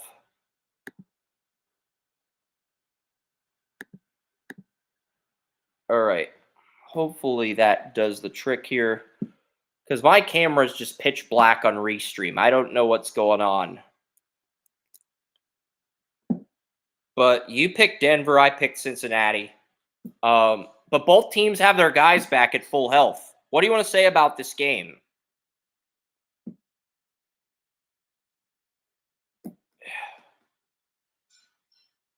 I know you're listening to me, but you haven't really said much about this Bengals-Broncos game. It's one of the more interesting games.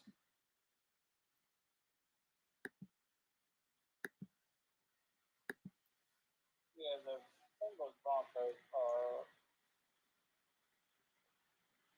not a bad matchup.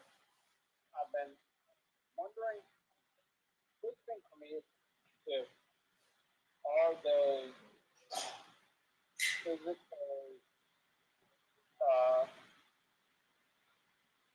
is it going to be a passing game or is it going to be a run? Because both these teams have their guys back at full health. Riley Moss returning for Denver is big because now you have 2 of the top 6 corners from early in the season. And Orlando Brown returning for Cincinnati is big too because now it becomes a lot harder to sack Burrow. Mims has played fantastic the last 4 weeks at right tackle.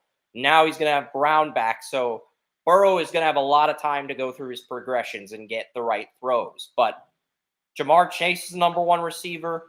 You have in addition to Chase, you have Patrick Surtain, number 1 corner in the league this year, number 1 receiver, number 1 corner. How often do we see that matchup this late in the season, Joey? It's not very frequently where we get that matchup with the number one receiver and the number one corner. It's not. But the big thing is that you have to remember is that if you're looking at this type of thing, something I've always said, don't look for running games. And what happened was, it's like, example, last week, things didn't turn out well for Texas. Running game didn't work out well. Guess what? He did something. The Bengals have a pretty good. Well, Texans didn't play the Bengals. They played the Chiefs and the Ravens. I was talking about, in general, the Texans running game.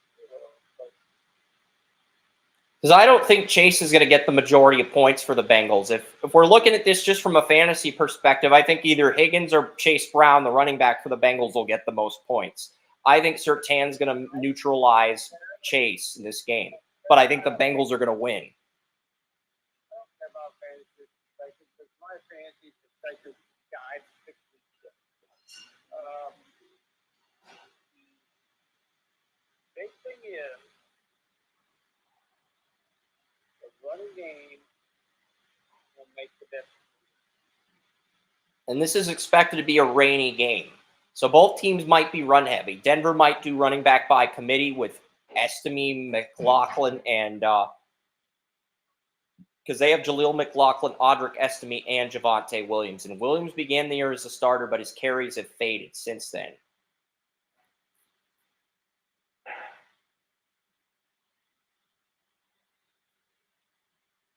But I think the Bengals are going to win this because Orlando Brown is back. And with Orlando Brown Jr. back in the lineup, it's a lot harder to sack Burrow. Remember, when the Steelers and Bengals played in Cincinnati, the Bengals didn't have Orlando Brown Jr. I think that was the first game he missed due to an injury, or did he get injured in that game? Because him coming back makes it a lot harder to sack Burrow. Because now you have two good tackles. And basically, any sacks Denver gets will come from beating the interior. It'll come from Zach Allen, DJ Jones, the interior players on Denver, I think. So you took the Broncos, I took the Bengals, but you think this game is going to come down to who can control the clock. From what I'm understanding, whoever controls the clock better wins. I think both Burrow and Bo those two touchdowns. So, big thing is, who's going to get the last touchdown? Who is that running game going to pay them? So, you got that back that's going to control in least one to nothing. At least one. That may be a team win. I think the Bengals are going to win, but this will be interesting. The Cardinals are going to play the Rams. The Rams did pick up Rashad Weaver from the Titans. The Cardinals, I think Trey McBride's going to get a touchdown tonight. I probably should have started Mark Andrews in fantasy, but, the Rams have given up the fourth most touchdowns to tight ends. I don't trust their safeties. I think their corners are decent, but I don't trust their safeties. I think their front seven's really good. And, you have Tyler Higbee back for the Rams. Rams are getting healthy at the right time of the year. Their defense has played really good the last 2 weeks against San Francisco and the Jets, holding both teams to 10 points or fewer. So I'm going to take the Rams, but I think this is going to be an offensive game, 27-20. I think the Cardinals are going to get some points in the Rams because this Rams momentum is only going to last so long. The Rams, they have a great front seven, but their pass defense has been suspect this year. Somebody has to score 20 on the Rams, and I think the Cardinals have the talent to do so. Remember, they blew out the Rams back in week 2. But to be fair to Rams fans, Cooper Kupp was not in the lineup for that game. And neither was Nakua. So And that was the first week the offensive line made adjustments, Joey. If you remember, the Rams had a ton of injuries on the offensive line to begin the year. They got healthy down the stretch, but week 2 is the first week of that offensive line making adjustments through trial and error. Chemistry wasn't there. Chemistry is there now. I think that's the difference. And the Rams win by a touchdown, 27-20. And for the Cardinals, I think Connor and McBride each get a touchdown. And then they get 2 Chad Ryland field goals. I think that's how they get their 20 points. Everybody took the Rams. Do you want to say anything about this game? Not really. I think Stafford's going to keep pushing for the Rams to get the playoffs. And as long as he's pushing, I have faith in the Rams. And this is the thing. The Cardinals, their secondary, they have one player in the top 180 on Pro Football Focus, and that is Garrett Williams, the nickel corner. He's the only corner in the top 12 of that 180. As long as you avoid throwing to him or the safeties, Stafford's going to control the tempo of this game, and that'll be the difference in the contest, really. So that will be the difference, more than likely. The Jets play the Bills. The Bills, they did get. I think the Bills are going to blow out the Jets. The Bills have to rebound with a statement win after barely beating New England at home. I'm going to go 34-14 Bills over the Jets. And the Jets have a tough defense. The Jets have a good defense. So Allen might not get 34 on the Jets. It's very possible that the Jets hold Allen to under 34 points because the Jets' offense has been inconsistent, anemic to a fault, Joey, but the defense has been good. The defense has a lot of young stars like Will McDonald IV, Sauce Gardner, Quinn Williams. There's a lot of good young players on this Jets defense, guys they've drafted early in the first round. So the Jets might limit the Bills a little bit offensively, but the Bills are still going to do enough to outscore the Jets. Because, I mean, right now, the Jets' offense just isn't getting it done. And there's rumors Garrett Wilson wants a trade, that he's not going to re-sign after. And Garrett Wilson's been great all 3 years with the Jets, but he's fed up with the team. He's been patient. They've had a new QB each year, and he's just pissed because he's not winning games. He feels like he should be winning games. And I think he just wants to go somewhere else. But really, who are the Jets going to offer Garrett Wilson to? I mean, I've heard this, and I heard that the Jets want a first-round pick for him. they drafted him 10th overall, so they obviously aren't going to deal him unless they get a top 10 pick back. But I don't think anybody's going to offer that. Nobody's budging. The Browns, I heard the Patriots, I heard a few other teams was like, none of them were like, yeah, we're not giving you that. You want because he hasn't produced on that level. Maybe that's because the Jets infrastructure. I think you could get the 18th pick for Garrett Wilson like the Titans got for A.J. Brown a few years ago, but that's probably the earliest you could get a pick for him, and you'd have to move him this year if you wanted to get that. If you waited till next year, you might not get that. Yeah, look at Jerry Jeudy. Broncos win next year. They had a second-round pick on the table for him. They waited next year. They only got a fifth. What do you want? Okay, do you want to hit with the iron top, or you want to wait like the Broncos and get almost nothing? Because right now you have the leverage in the negotiations. Next year you won't. And teams will know that, and they'll know that Garrett Wilson's entering the 5th year of his rookie deal. They'll know that he's not going to re-sign. And you'll probably get like a 3rd or 4th for Wilson next year. Wilson's had 3 1,000-yard seasons, so I don't think at least I think that's what he's produced. But let's see. Let's see what Garrett Wilson's done for the Jets this year. Actually, no, Wilson's at 987, but he is 13 yards away from 1,000. He'll probably get 1,000 yards against the Bills on Sunday. on the season. I mean, I don't see the Bills holding Wilson to under 13 receiving yards. As good as their secondary's been, that's just not going to happen. Even with Aaron Rodgers at his worst, he's going to find a way to get Wilson 13 yards. All right, so we all took the Bills. Cowboys and Eagles. Everybody took the Eagles except for Dallas, except for Tracy. Tracy picked the Cowboys in an upset, not Kerm. Tracy taking the Cowboys in the upset here. But on Tuesday, there were rumors that Shady McCoy leaked that Hurts was in concussion protocol and that Pickett was going to get the start. Turns out Shady McCoy was correct on that, so good job leaking that news, LaShawn.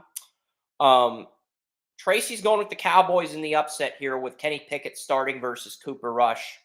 Everybody else is taking the Eagles. I think the Eagles, they're going to bounce back. They know what's on the line.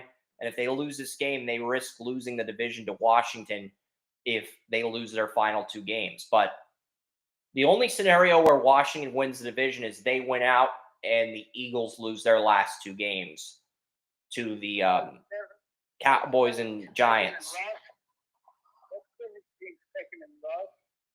Cooper Rush and Kenny Pickett. Yeah. What's the difference? What is the difference on the field? I don't see much. So why would I change my pick when the Eagles are the home team and they've got Saquon Barkley who's approaching Dickerson's record too? That's the other thing. And Jason says it's not a legitimate record because the NFL expanded to 17 games. Dickerson got the rushing record at 16 games. That's bull crap, okay?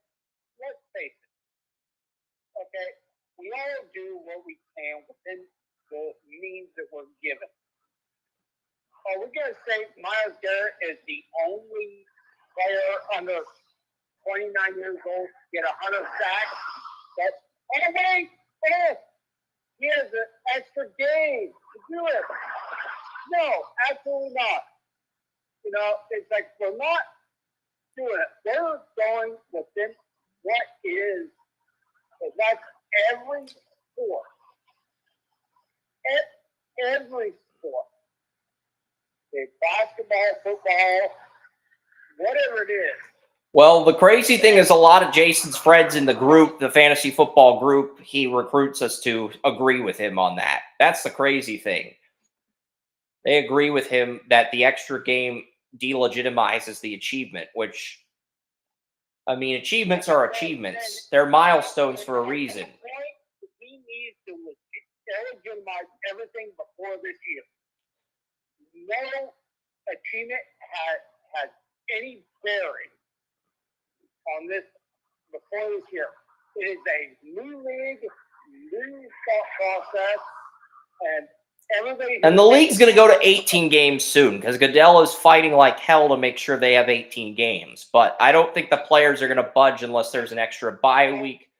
And I'm guessing the extra bye week would be like week 20 before the playoffs. Everybody that makes the playoffs would get a bye week, and everybody that does not make the playoffs would get the off season. So there'd still be one bye week. And I don't know if the players will agree to that. So we'll see. You know why I fuck that too? Because if that group believes that nothing at all is legitimate before 17 days, then nothing matters from the league's inception up until that point. That is bullshit. And if he has a problem with that, he can come to me. Because I'm going to sit there and look him in the eye and be like, okay, this record's matter. Because otherwise, this league doesn't exist. And if you don't like that, that's the thing. There's 17 games now, so of course you got a better chance to break a record if the person like Eric Dickerson's rushing records over 2,000 yards. He only did it in 16 games.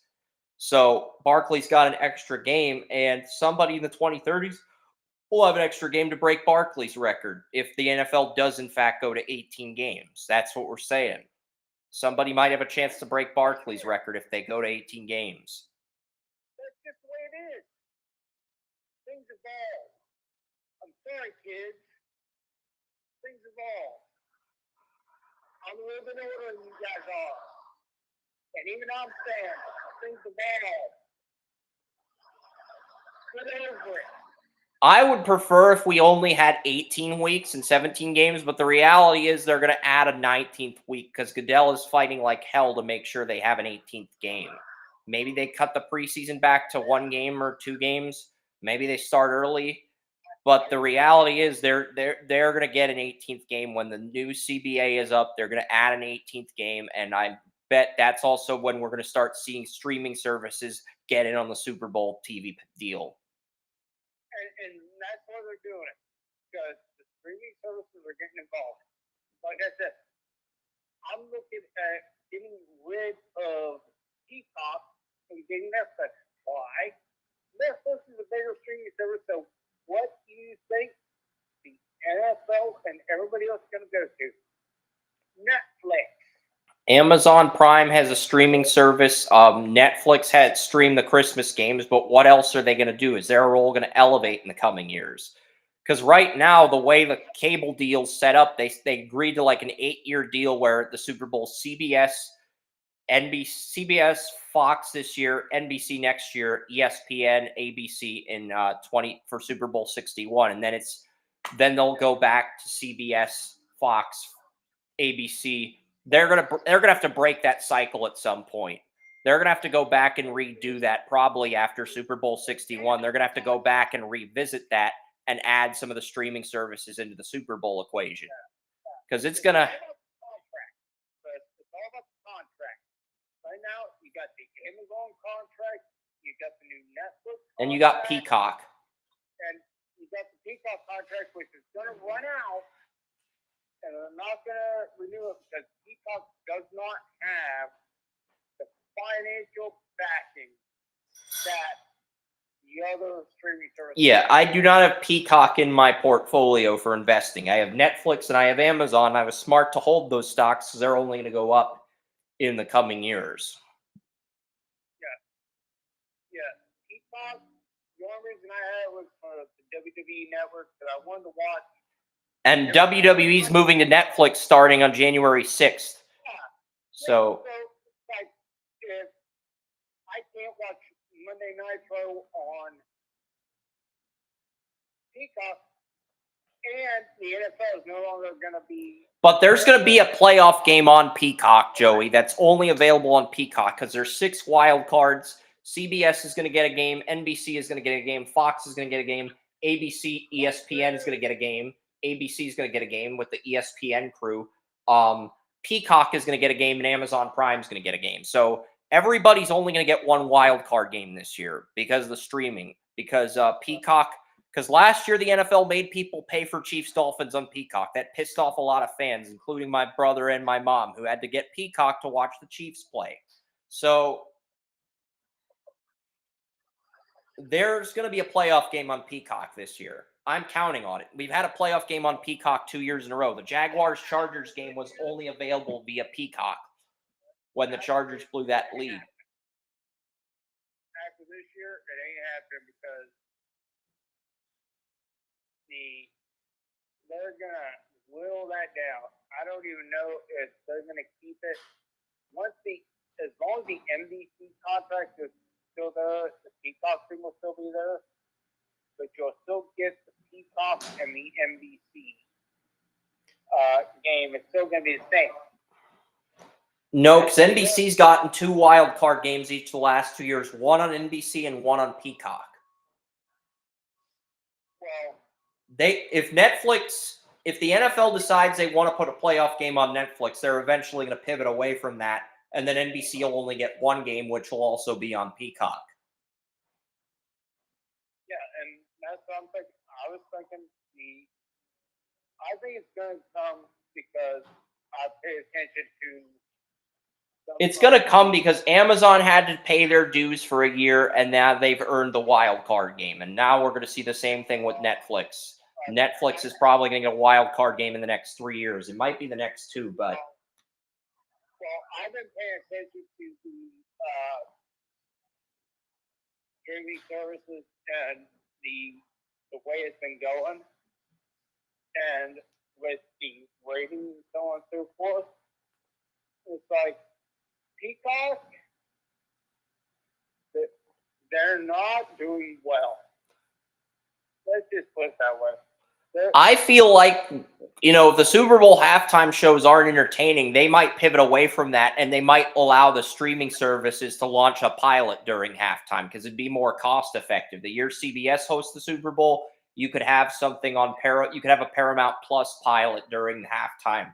You could have a Tubi show during halftime when Fox hosts the Super Bowl. You could have a Peacock show during halftime when NBC hosts, and you could have a Disney Plus show when ABC hosts the Super Bowl. And then the streaming services would each get an opportunity to promote something if they go away from the musicians. Paramount Plus is not doing as bad as you would think. The bad thing is they have, and something that they have noticed that is bad, is that they are going with original. They have some original product that isn't working, and some of the directors are pushing that. Yeah, because I know Taylor Sheridan, he did a good job with Yellowstone. A lot of the shows he's working on, like Landman and stuff, they're only available on Paramount Plus. But if you have Paramount Network, you get like a pilot or the second episode of the show. Well, the thing is, the ones that weren't working, that they're pushing, those directors have been dismissed. Okay. And the shows have been cut because they realized, hey, they're putting too much into this when they shouldn't have been. Where all they should have been doing Star Trek and, the Yellowstone, and they were trying to push things that were not push work. And they're like, okay, this isn't good. And now they're starting to, I expect in the next year or two for them to start going back up. Where before they were not doing too well. Yeah, and I really don't watch much the news shows. Like, the only news show I've been watching on streaming is Cobra Kai. A lot of the shows that I'll watch during my free time are like older shows, like Married with Children, Coach, and I think Coach is on Amazon Prime, the old show with Craig T. Nelson. I've been watching that. I started watching that, and then I think one of my friends loves The King of Queens, so I watched that on Peacock. But really, I'm not into the newer shows. I'm not, for some reason. The newer reality TV shows I'm not into. So I've just been rewatching older stuff in my free time, which I don't have a lot of. There's something that Star Trek Discovery was not was decanonized from Star Trek when, let's face it, Star Trek Discovery was, red line as far as canon goes. Nobody knew about it until the 30th century. So what are you going to do? It's like, we decanonize it. Yeah, we're going to decanonize the 30th,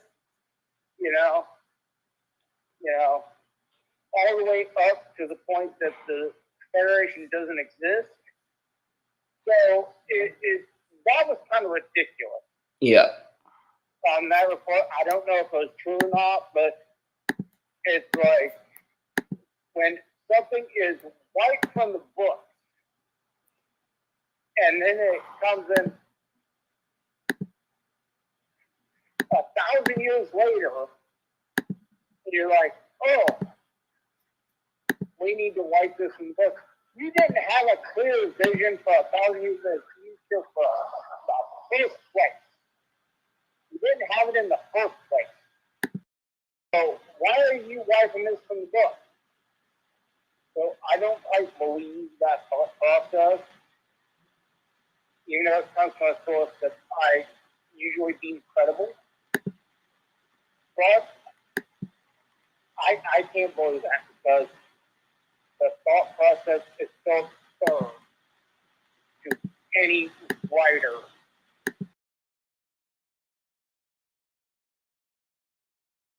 Circumstances are just absurd. When you know, when those like when I was raised, you said there are no records of. Yeah. When that happens, you know this is like this is. Come on, guys. Yeah. This don't like. And look, this is the other thing. I could get into a rant on some of the shows on NBC because like 10, 20, even 15 years ago, you had A-list celebrities in TV shows. You had Steve Carell in The Office. You had Joe McHale in Community. You had Zachary Levi and Chuck. You had Amy Poehler in Parks and Rec. You had Tina Fey in 30 Rock. When NBC, it felt like they were at their peak 15 years ago. And before that, they had other shows like Friends and Seinfeld in the 90s. So, like, that's the thing. You could argue that after Seinfeld and Friends ended, NBC got worse, but the shows, there wasn't that drop-off in quality. You could argue that I'm gonna put it to you like this. now they won't get an A-list celebrity because the shows are all streamed, and my brother, he does the music for shows. I'm not going to go into details on that, but he does music for the shows, and he said that they don't pay for the same celebrities that they used to when it comes to TV shows. I'm friends with a producer, and some myself has been served for her if she's able to get her own productivity group off the ground, the production company off the ground, and she said, and I told her point blank, I don't want stars. I want people like, I want George Lucas type thought process of let's have one or two recognizable names and let's build the stars. I'll fire that. That's the problem. That's another issue, another rant for another day. I know we got to get to Colts Giants, but one of the things is like we don't have any directors that are visionaries anymore. Everything just feels like it's organically produced and catered to streaming services. And that's what's causing problems with myself, Nicole, and other people. It's like we're visioning things in the future, and these streaming services are like, no. We want to do things like they were. Like, We want to do things a certain way, and my brother said that's not changing. The streaming services are not going to go back to their roots. Well, the streaming services are one thing.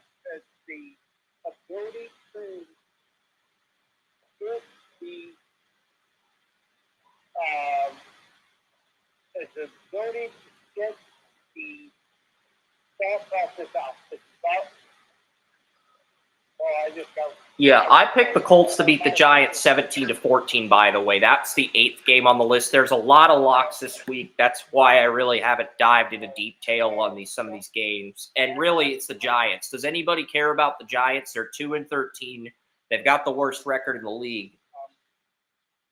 I'm sorry if I just thought that ran over by a scooter that wasn't paying attention to the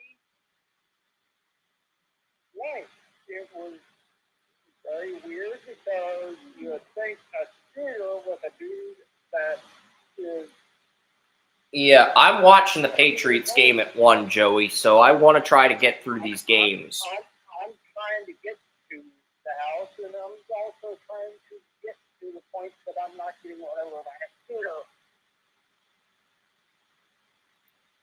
The Titans, they play the Jaguars in a battle of 3-12 teams. I believe the Titans are going to lose. I've got the Jaguars winning 21-16. I think Mac Jones does just enough to rebound, and the Jaguars sweep the Titans. And that was the thing. Mac Jones, he didn't accomplish much in New England, but the one thing he did accomplish was he managed to sweep the New York Jets. That's the one thing Mac Jones did right in New England. And I think that continues in Jacksonville as he sweeps the Titans and strengthens his resume for why he should be retained as a backup. I mentioned the coworker that's Alabama fan. He was going up and down about how Mac Jones was the starting quarterback in the NFL. I'm like, no, Mac Jones is the quintessential backup. He is a guy that's not going to lose games. He's probably going to take a team-friendly deal. Mac Jones was born in Jacksonville, Florida. He will probably take a team-friendly deal to stay with the Jaguars. I don't think he'd do that for any other team, though. But no, it's like his hometown. For me, I would love to sit down with Mac Jones and have a conversation. Because I think myself and Mac Jones have a lot more in common on the football side than a lot of people realize. But is Mac Jones going to be freaking Tom Brady anytime soon? No. And I think that was his detriment. Well, I had a borderline starter grade on Mac Jones, but I expected a high-end backup. That was basically what I expected when the Patriots drafted him at 15. But everybody else was saying, no, Chris, you can't give the Patriots a C- for taking Mac Jones. That's disrespectful to the franchise. We're boycotting Draft Utopia. Boo frickin' who. And that's the thing. I had a second-round grade on Mac Jones. I didn't have a first on him. I had a second on him, but I thought he had potential to be a starter. And that's not unexpected because you're drafted to replace essentially the greatest of all time. Here's what your expectations are. Your expectations are through the freaking roof. Is it realistic? No. But are they? Yes. And that's something I would love to do is a round table of athletes. I would love to host a round table of professional athletes in Jacksonville. So just sit there and talk about their expectations, what they are, how they got there, and so on and so forth. So basically, this show would be like the sports reporters, except instead of other sports reporters, it would be Jacksonville athletes, and you'd be the moderator, basically. Yeah, just one time only. Just me and all these guys just sitting down, and I ask some questions and let them talk. All right. The next game features the Raiders and the Saints. I know there's not a lot of appeal in this with Kamara, Olave, and Olave might be back for the Saints, by the way, because he did practice this week. Olave might be back for New Orleans. No, Olave is still on. Olave did fully practice on Thursday, but he's still on IR. He has not been activated on IR. He's now listed as questionable because he hasn't been activated off IR, but he's been a full practice all week. What's the injury? What's the injury designation? We do not know. He has not played since November 3rd. There's no injury designation. And Chat Sports said Chris Olave just got great news. That leads me to believe he's playing because he's been a full practice all week. And Chat Sports just comes out with a video a day ago saying Chris Olave just got great news. That leads me to believe he is playing. Yeah, it just alarms me that... Because if Chat Sports is leaking a video like that, that leads me to believe he's playing. Oh, yeah, I love Chat Sports. And it's like a short. It's like a 1-minute video. So if I had to take an educated guess, I would say Olave is playing. Yeah, I love Chat Sports. It's like they've got some great people working for them. So I'm working giggling with what you said there, but I just want to know what is the injury designation right now? Is he questionable? Is he is he doubtful? He's questionable. Questionable. Okay. That's what I want to know.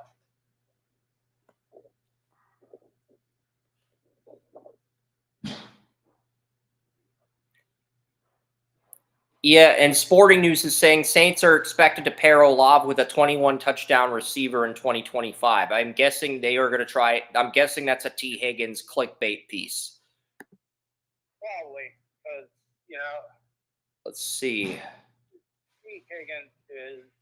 No, Luther Burden piece, actually. They're talking about how the Saints have been mocked. Chris Trapazo's mocked Luther Burden to the Saints. That's not a surprise. Wes and myself both had Burden on the Saints. I had Burden on the Saints back in August. Wes had Burden on the Saints in his mock draft. So CBS, we are honored that Chris Trapazo's copying our mock draft. We're honored because we've had Burden to New Orleans for months now. So it's like, CBS, thank you for copying us. We're not going to file a copyright lawsuit. We're honored. We're honored that you would copy our mock drafts. Let's leave it at that.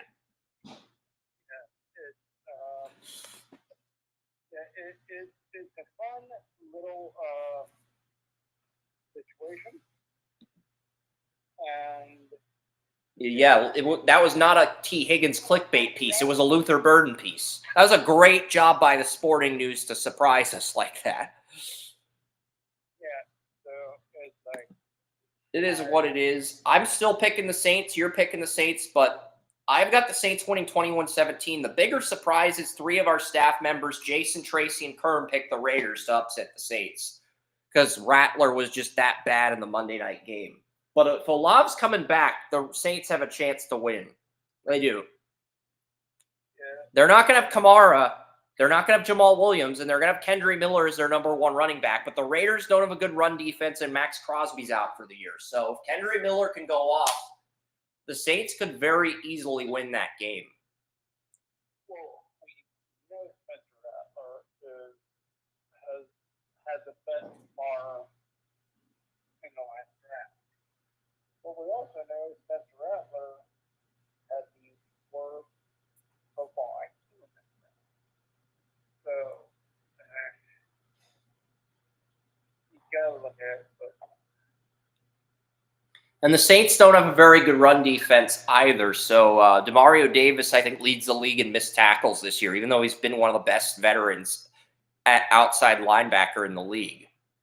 I think he has like 117 tackles, but he also has 43 missed tackles, which is most in the league this year. 43, yeah. 43 missed tackles. That's what I heard. That's what I read on Twitter. I do not know if that's true or not, but that is what I read on Twitter from Saints fans. They're talking about how Douglas has missed way too many tackles for his liking. And I don't blame Douglas. He's always been a consistent tackler. I just think he's getting older, you know? He's still an effective player. I mean, shit. I would be okay with him as a linebacker for a year or 2 if the Saints moved on from him. Panthers and Buccaneers. This is not a lock, and Tracy never changes his predictions. Once he locks in on a pick, he makes that pick final.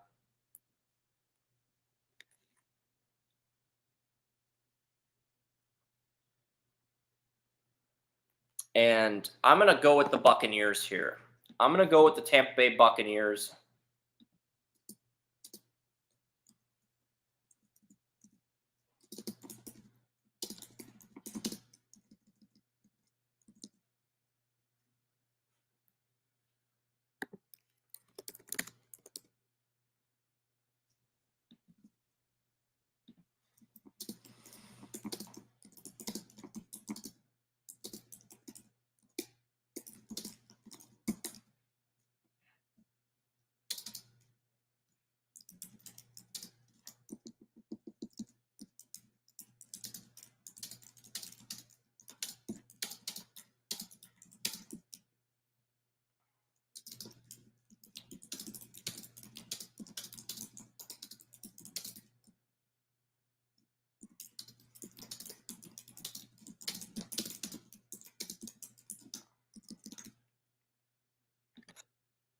Yeah.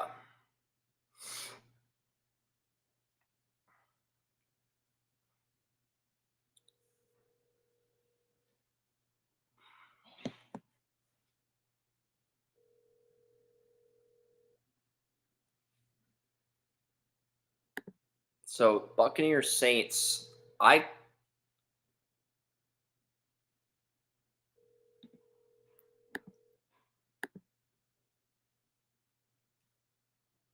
Joey's phone may have disconnected, so I'm not going to worry about it. Buccaneers, Panthers, Panthers. Yeah, it's connecting, my bad. No worries, but yeah, the Panthers, their number 1, number 2, and number 3 running backs are on IR because Miles Sanders got put on IR in Week 12. Hubbard's now on IR, and Jonathan Brooks retore the right ACL. He injured at Texas. So Carolina's 4th and 5th string running backs have to split carries, and the Chuba Hubbard injury was a huge curveball. It was not something I anticipated. I had Hubbard as my starting running back in fantasy, and I'm glad I double checked that this morning. But that's just. I don't think that is the big news issue because Brooks is like, because we all thought Brooks, once he was fully healthy, would be a number 1 back. He was splitting carries, and they eased him in because Hubbard was dominating. But Hubbard got extended. Brooks gets activated off IR against the Chiefs, and then against the Eagles, Brooks retore that ACL. And it's the same ACL he injured in college. So that right knee, how durable is it? Is it brittle? You're starting to ask yourself, is that right knee brittle? Because 2 injuries at that right Achilles now in 2 years. I was going to say, it's like, it's not the 2 Achilles, it was like 2 Achilles in 2 years. Yeah. It's not like, where it happened. Like, I try to give players the benefit of the doubt when they come back from a torn ACL, but 2 Achilles in 2 years, that's when you have to start questioning how brittle is this knee. Yeah, in 2 years, that's taken from somebody who has knee issues out the ass.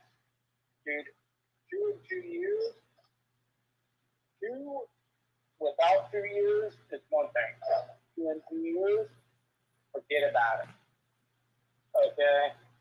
Buccaneers are not a lock on the site. Tracy Porter picked the Panthers to pull the upset, and I've asked Tracy if he wants to change his predictions in the past, and he said, no, I'm sticking with this team.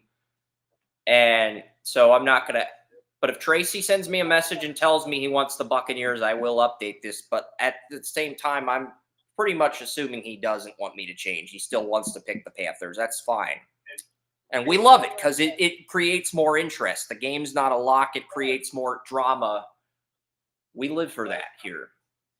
I'm going to tell people a little something about the knee injury. I didn't get surgery, the second surgery I did on my knee.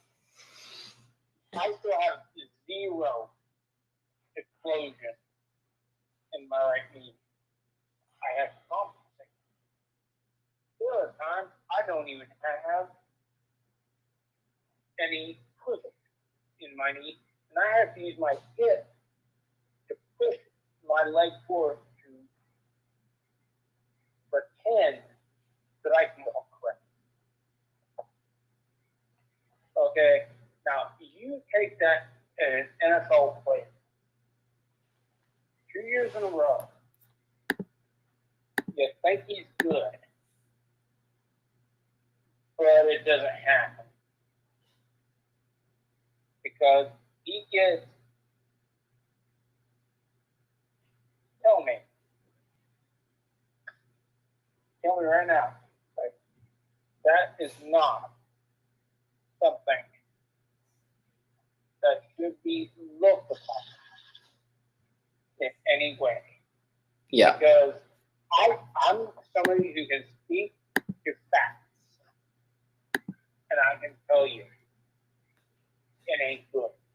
No, it's not.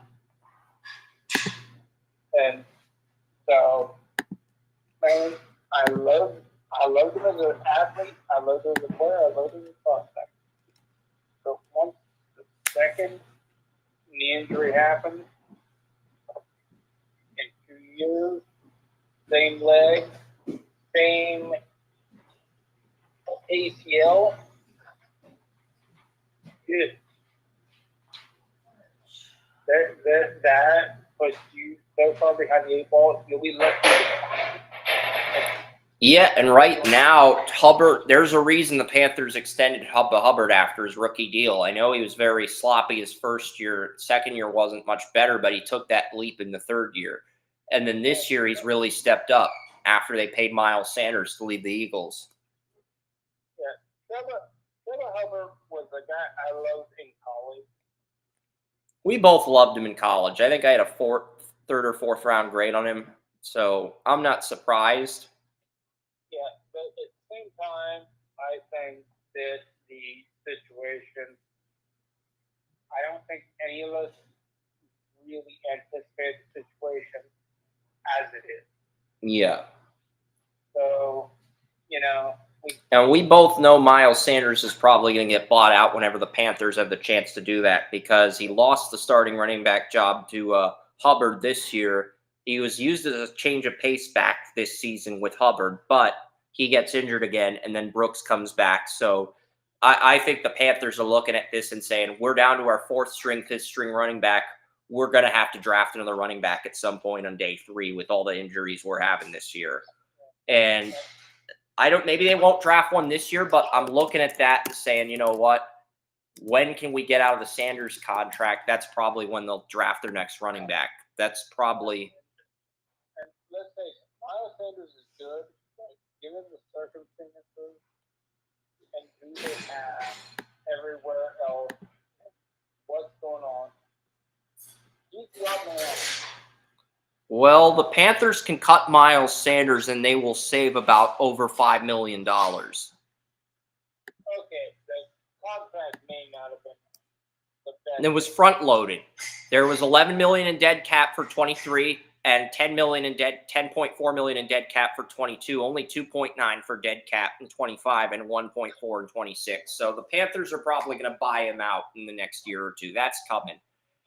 Like, anybody who studies the contracts knows that's coming. That was Because they just extended Hubbard, and it's going to get to a point where they have to put a fifth-year tender. Even if they keep him for one more year, they're going to buy him out in 26 if they don't buy him out this year. Because if Bryce Young does well in year 3, you're going to have to put a fifth-year tender on him. You don't have to extend him, but you're going to have to put that fifth-year tender on him.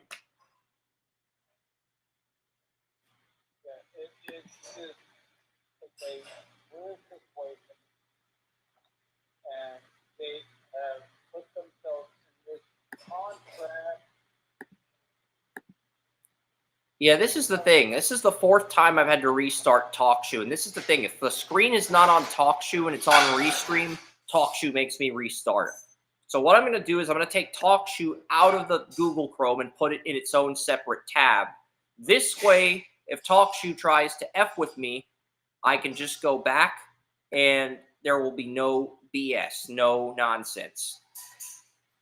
Because I have to try something at this point. If TalkShoe's pausing the recording or making the recording go from red to white because I'm not in the TalkShoe tab 24/7, that's not our problem.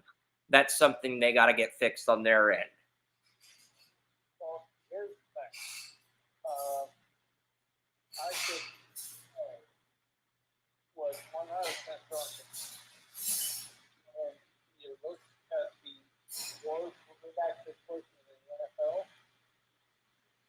Panthers may have the worst situation, not because they don't have the talent, but they have the most questions. They have 3 running backs that are on IR. They've got Miles Sanders and Hubbard, who they both paid big money to, and they've got Brooks on a rookie deal with 2 right knee injuries. So, yeah, it's a pretty ugly situation. You're going to have to bring a 4th running back in. Even if you get him in day 3, you're going to have to bring a 4th guy in with the lack of stability when all 3 of those guys are out. You don't have to play the guy. You can even redshirt him or keep him on the practice squad, but you are going to have to bring a 4th guy in. And it's like, somebody I feel good mentioned me is that Browns have the worst running back situation in the league. And I'm like, do you not see what's going on in Carolina right now? The injuries and basically the Browns, the Panthers, no, Dan. Okay. Yeah, it turned white on TalkShoe again, but here's the thing. I caught it turning white. It's random. So basically, if TalkShoe's not the default screen, it's going to turn white after 5 minutes. So minimizing the TalkShoe tab and putting it in a separate tab outside of Google Chrome was the right decision because I caught the malfunction. I caught the error and just adjusted accordingly. So that was the right decision. But the two Panthers running backs splitting carries are Raheem Blackshear, former Bills practice squad guy, and Velus Jones Jr., who was a wide receiver on the Bears. Remember, Velus Jones Jr. was a Chicago Bears 2023 third-round pick. He got cut by the Bears. He got added to the Jaguars practice squad, and the Panthers picked him up as their backup running back. So Velus Jones Jr., that's an interesting – he's converting from wide receiver to running back, so that's very interesting.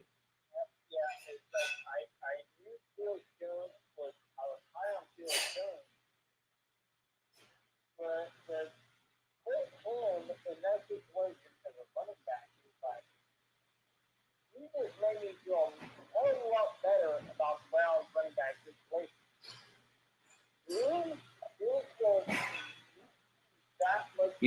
You're gonna switch him from his natural position at wide receiver because he couldn't catch at college to running back because he's fast. I mean.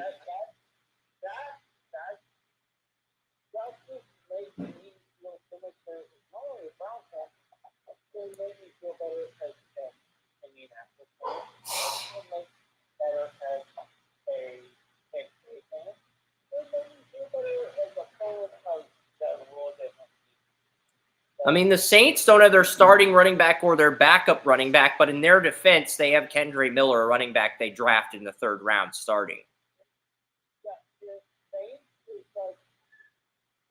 And we caught TalkShoe again, going from red. And this time is only like 2 minutes. Come on. This is why Joey's calling on the phone instead of calling into TalkShoe. It's these audio.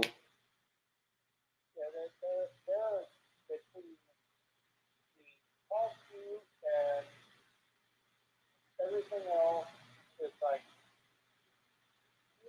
there are way too many issues. So I just called Chris directly. Yeah, because that's the only way Joey can hear William. He can't hear William on TalkShoe. And really, if TalkShoe's gonna, Joey's open to calling into TalkShoe when they don't malfunction, they don't have these issues. But if I've got the NFL, if I'm live streaming visuals. Because I've tried live streaming visuals on TalkShoe, I have, and it disconnected me from the podcast. So and that was like in a pre-draft show, a day we did the mock draft. So I am not going to risk that again. I'm not going to risk doing that again. I'm not going to. That's why I pay for Restream. But I still will podcast on TalkShoe in addition to Restream. But if TalkShoe's going to cut me out because it's not the default. It's not the center of attention, and I got games I got to read off of and stuff. That's not our problem. That is a TalkShoe problem. We're going to get to Dolphins-Browns. It's 12:58. We've got 4 games left. We're going to get to Dolphins-Browns here in a second. I know. Dolphins-Browns. We're going to get to that in a second. But yeah, only person who picked the Panthers was Tracy, but we're going to get the Dolphins-Browns now. We've wasted enough time on Panthers, Buccaneers. The Browns have a ton of injuries too, but the Dolphins are not a lock. Tracy took the Browns in an upset this week. I want to get your thoughts on that. My big thing is I'm looking at the Browns and what they're doing in the future. I think we both agreed, if I remember correctly, that Tommy Breeze was going to be their offensive coordinator going forward. It was just getting him acclimated to the NFL game. So he was brought in as tight end coach. Well, I don't think anybody thought the Browns would be this bad this year. I mean, I had the Browns finishing 9-8, missing the playoffs, but I didn't think they would be this horrible. I did not think they would be bottom 5. I said their pass defense would be good, their run defense would be bottom 5. I didn't think they'd be this bad, but they are getting Emerson back. They're getting Ifedi back. They're going to have Judy. They're not going to have Njoku or Ogbo, Nina Okoronkwo. And I believe Alex is the other guy they drafted out of Charlotte is also injured. So Myles Garrett's going to receive a lot of double teams in this one. They're not going to have an edge next to Garrett. Winston's questionable. DTR is also on the injury report, but his injury is not as severe. I think he's going to play.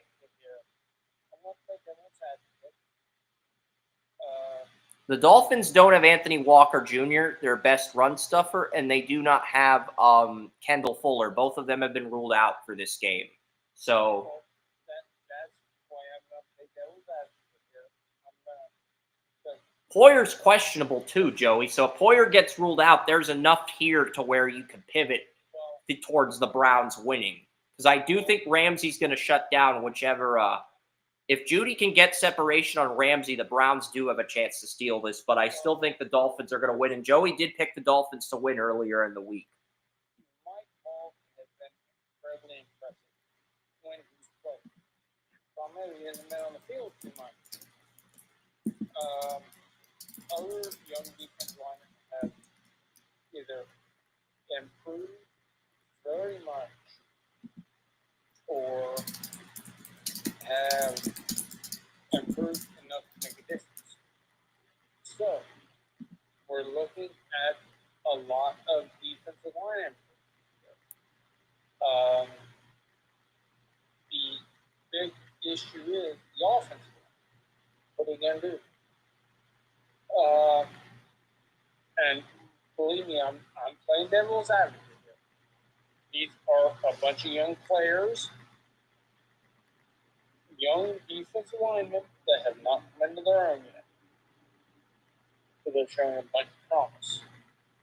Oh, this is cool. I can split screen UConn versus North Carolina, Boston College versus Nebraska, and Patriots Chargers on YouTube TV. I will do that after we get through the NFL games, but that is pretty cool. That's actually pretty cool. So I get the bowl games plus the NFL network. Yeah, the big problem is, and this is... I took the Dolphins 24-16, but do you think the Browns can keep it closer with these injuries to the Dolphins? Not only that, but because the Browns defensive line, the young guys have better games every freaking game. The problem is, look, Myles Garrett just said it plain as day, and then Joel Bitonio came right in behind it and said it too. What are you doing at quarterback? What's your plan? Tell us your plan. He basically said, it feels like he didn't throw... He feels like he pointed the finger at Deshaun Watson without naming Deshaun Watson. Yeah, he really did. And he pointed at Andrew Berry. He didn't really point at Kansas Fantasy as much, but he pointed at Andrew Berry. What's your plan? What are you doing going forward? What's your quarterback situation? It's like, this is not working. And then Bitonio, in a more political sense, said the exact same thing. So you're looking at a team of, and this is what I want. And the Browns are probably going to draft a quarterback. Chris, this is something I want to emphasize. If they can. Put to you, and I want to make you, the listeners, and everything understand. If a cornerback says it, okay. When defense lineman says it, okay. When offense lineman says it, okay. If a wide receiver says it, all right. If a Hall of Famer says it,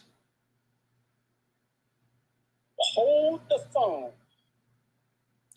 Because this is basically Myles Garrett issuing a warning to the Browns. Fix the quarterback situation in 2025 or trade me before my contract runs out, because if you don't, I will not re-sign in 2027. That's basically what Garrett's saying. You know the last time that happened?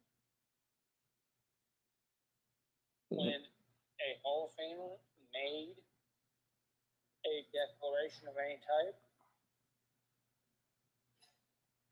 It was Richard Sherman and the Seahawks. And the next year, Seahawks went to the Super Bowl. Because when a Hall of Famer says, you better get things going, you either get things going or the Hall of Famer gets out. And that was right as Sherman's rookie deal was ending. And they made it to the playoffs and won a game, but he wasn't content with that. And then Russell Wilson stepped up in year 2. Everything clicked for Seattle, but they couldn't.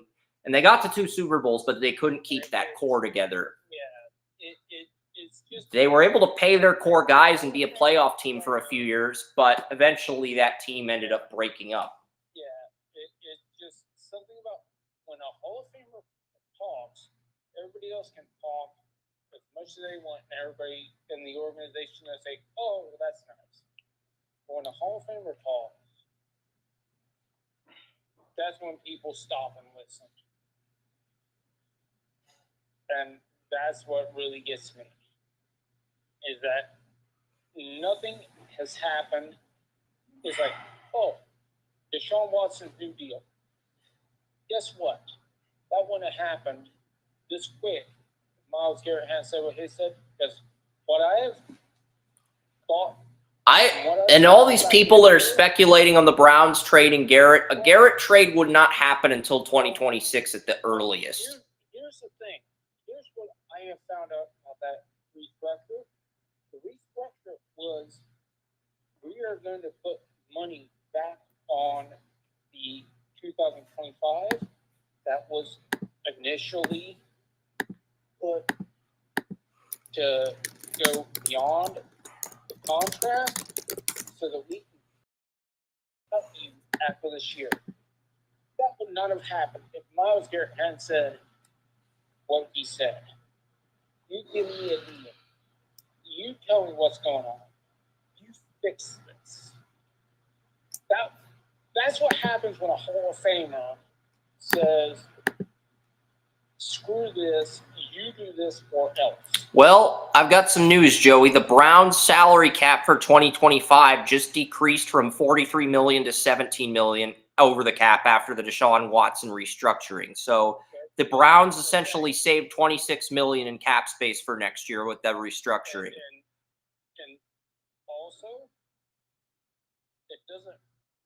And that is much more feasible compared to being $43 million over the cap for next season. That is much more feasible.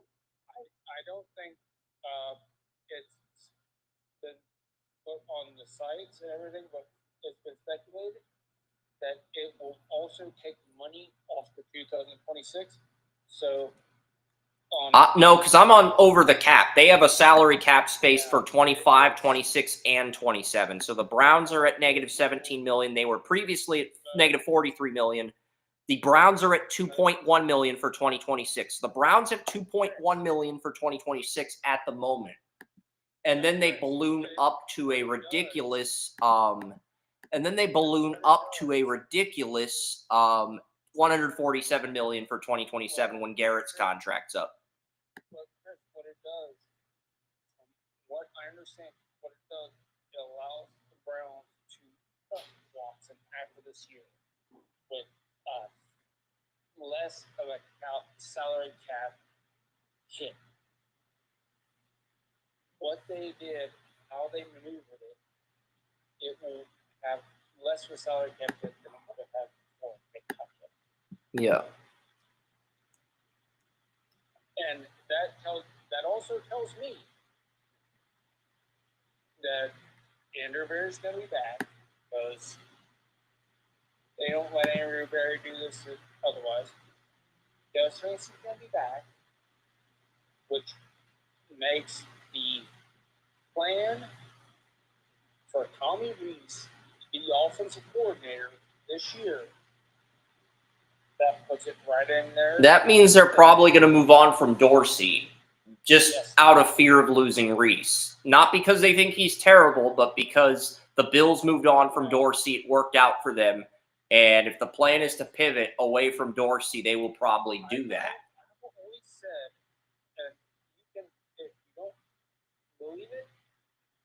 go back in other episodes, I said Tommy Reese is going to be the Browns' offensive coordinator of the future. Yeah. It is what it is. No, because a lot of the teams that are competitive, there's only 3 teams over the cap for 2025. Seattle, $6 million, the Browns, $17 million, and the Saints, $63 million. And it feels like the Saints, they've been over the cap for so many years. It's at the point where Roger Goodell needs to strip the Saints of a draft pick. The Saints have been over the cap for so long. I don't think that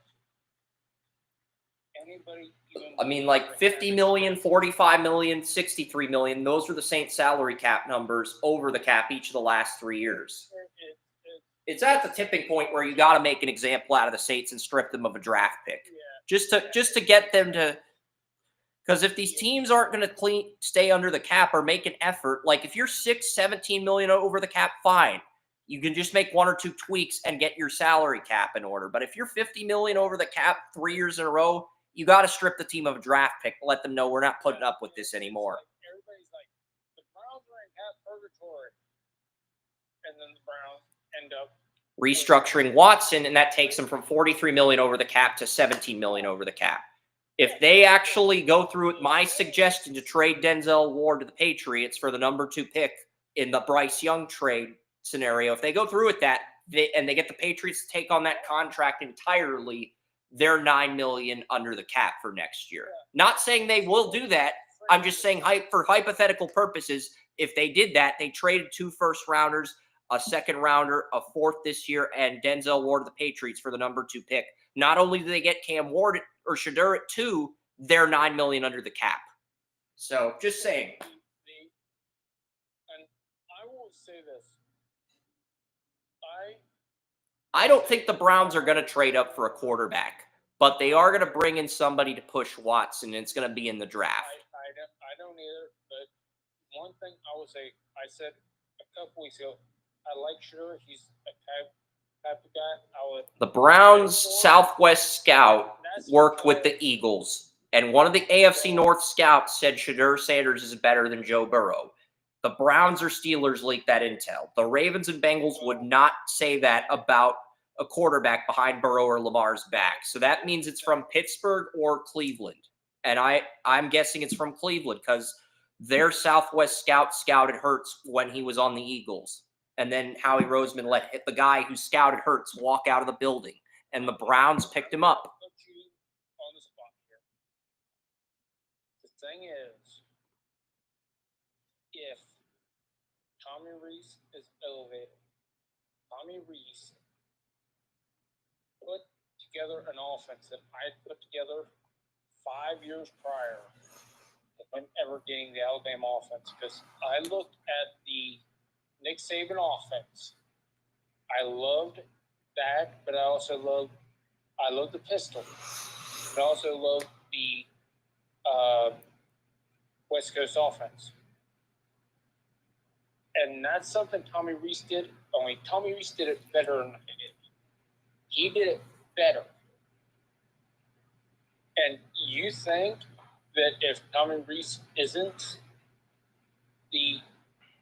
If Reese isn't the offensive coordinator, someone else is going to poach him away. Maybe the team that hires Vrabel. That's why he's going to get promoted, and the Browns are probably going to let Dorsey walk. He is a revolutionary. He revolutionized the Alabama offense. He revolutionized it in a way that I couldn't revolutionize it. He is a prodigy.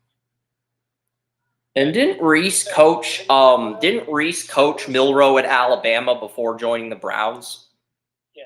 So Shadur Sanders. Sanders is a smart player. Yeah, Shadur is. That's why I love him. But I think the Giants are going to pick him at 1 because the Giants GM who cut Barkley's already met with Coach Prime. I think the Giants are going to pick Shadur. Yeah, that's interesting because Coach Prime is something I said. It's like, didn't think cornerback coach I would take. I think the 2 Colorado players are probably going to go 1 and 2, and then the Jaguars will probably be in a tough spot at 3 because if the Patriots, they might take Hunter even though I wouldn't pick Hunter at 2, it just feels like that's what the organization's going to do because they need a corner and a receiver. I would look, if I was the Browns, I would say, can we not get distracted? I take your player, as Shooter of Sanders, I take your son, I make you our DB coach. You have full control over the defense back. I think any team, that's what they should do. Just flat out. All right. It doesn't even matter what team it is. It's just, Coach Ryan, you get full autonomy over the defense backs.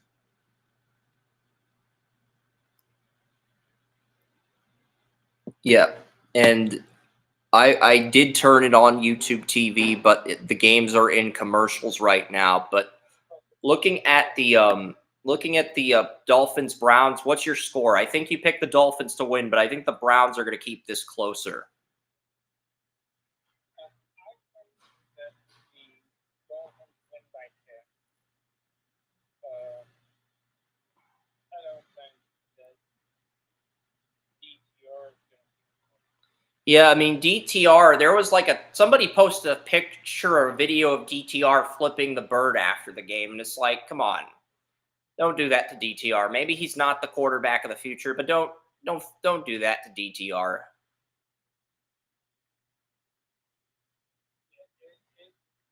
And maybe DTR's got to take a little responsibility for that, but it is what it is. Players get frustrated when things don't go their way. I'm not trying to defend DTR, but I don't really have a say in that because I wasn't at the game in person, so I can't really comment further on that.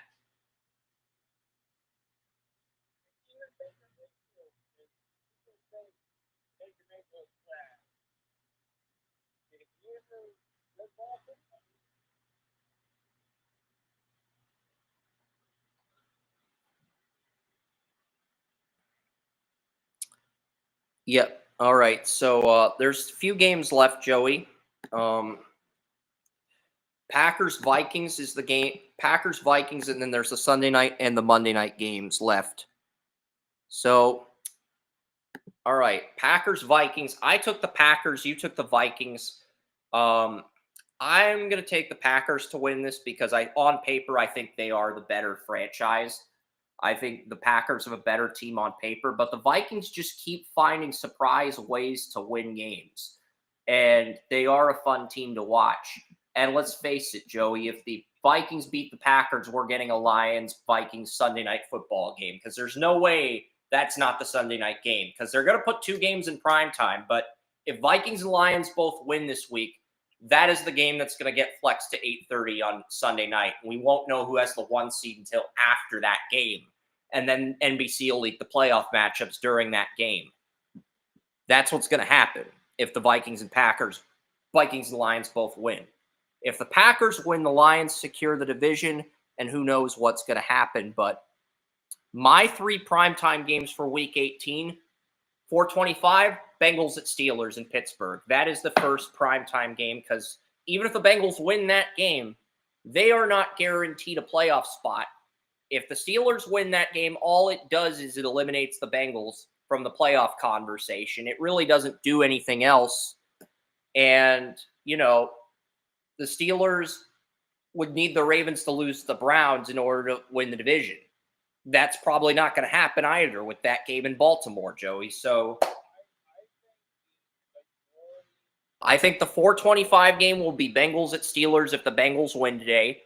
The 8:30 game on Saturday will be Seahawks Rams, and then Lions and Vikings will be in Detroit will be the Sunday night game for Week 18. That is my prediction right now. That is my pitch to the NFL. Now, if the Bengals lose to Denver today, I don't know who plays in the 4:25 game. It's probably an NFC game nobody cares about. But I think we're in agreement. The 2 primetime games are going to be Seahawks, Rams, and Vikings, Lions in Week 18. The writing's on the wall. And the Rams-Seahawks game will probably be the Saturday night game. Vikings at Lions will probably be the Sunday night game.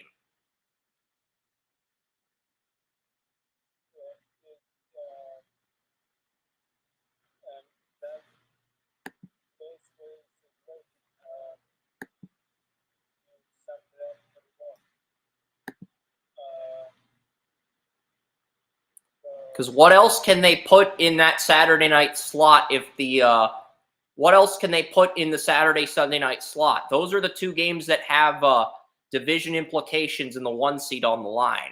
Eagles are playing the Giants. Commanders are playing the Cowboys. They can put some of those games in the 425 slots, but those games don't warrant primetime slots. They don't. Maybe they put a Buccaneers game live because let's face it, depends. Maybe they put the Buccaneers in the 425 slot on Saturday because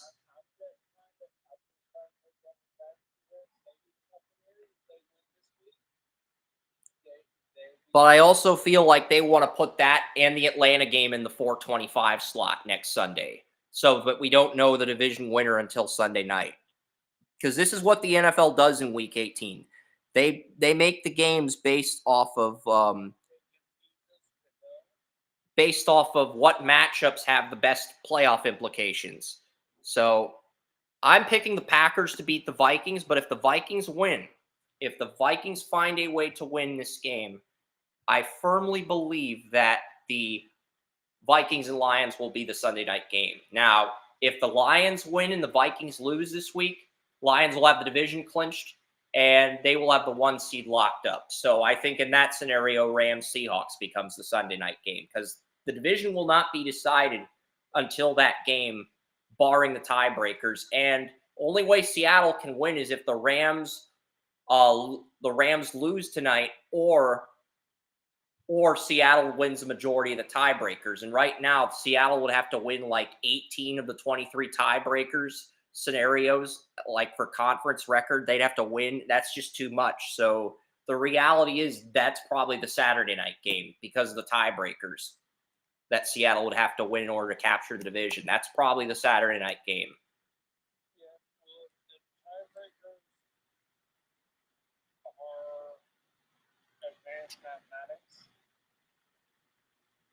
Come on, Dobbins. This Patriots defense is locking in on Dobbins. I mean, it's a good run defense. Godshow, Barmore, Keon White, this Dietrich Wise Jr. It's a good defensive line. New England's got a good defensive line. And this is Dobbins' first game back. So, in all fairness, but yeah, I think the Packers are going to win. I think they're the better team on paper. I mean, yeah, the Vikings have pulled off some miraculous wins. O'Connell has killed it, but they don't have Darisaw. That has got to come back to haunt them at some point. Cam Robinson's done well in relief of Darisaw. I'm not going to say anything bad about Cam Robinson, but Bantle and I are the only two who picked the Packers. Everybody else on the site picked the Vikings. Maybe it's the offense, maybe it's the tempo, maybe it's the momentum the Vikings have right now with Darnold playing out of his mind.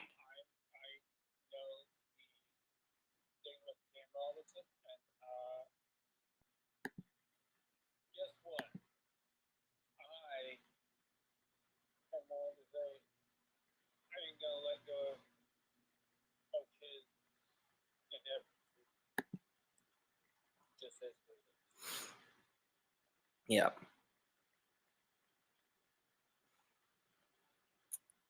So you're picking the Vikings. I'm picking the Packers, but I think it's a close game. I'm going 23-20 Packers.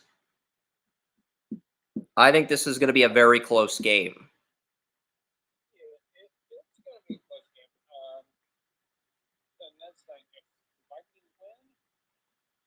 It sets up a Sunday night game between the Lions and Vikings for the division and the 1 seed.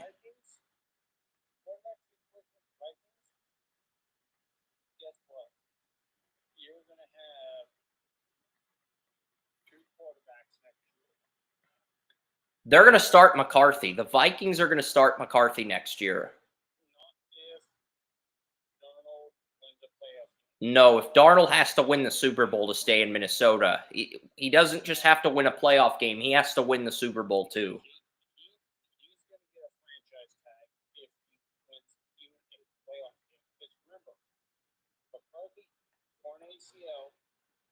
They're going to want a buffer to make sure he's ready. He wins a playoff game. Guess what? Franchise tag. It's going to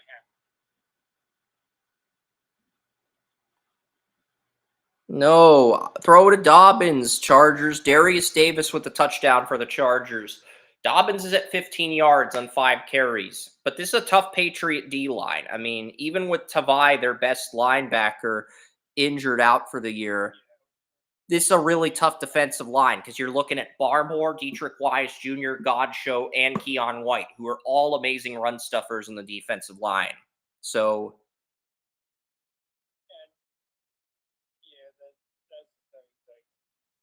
even though the Patriots have given up the 10th most rushing yards to running backs, they got embarrassed by James Cook last week to the point where they want to clean that up. And it's Dobbins' first game back. So there's multiple factors with the Patriots-Chargers game. But you got the Vikings, I've got the Packers, and I think McCarthy's going to be the lone QB in Minnesota next year. But the Vikings have more cap space than any other team for 2025 when it comes to the QB-needy teams. The Vikings have the most cap space. Because I'll go over the cap space for 2025. Patriots,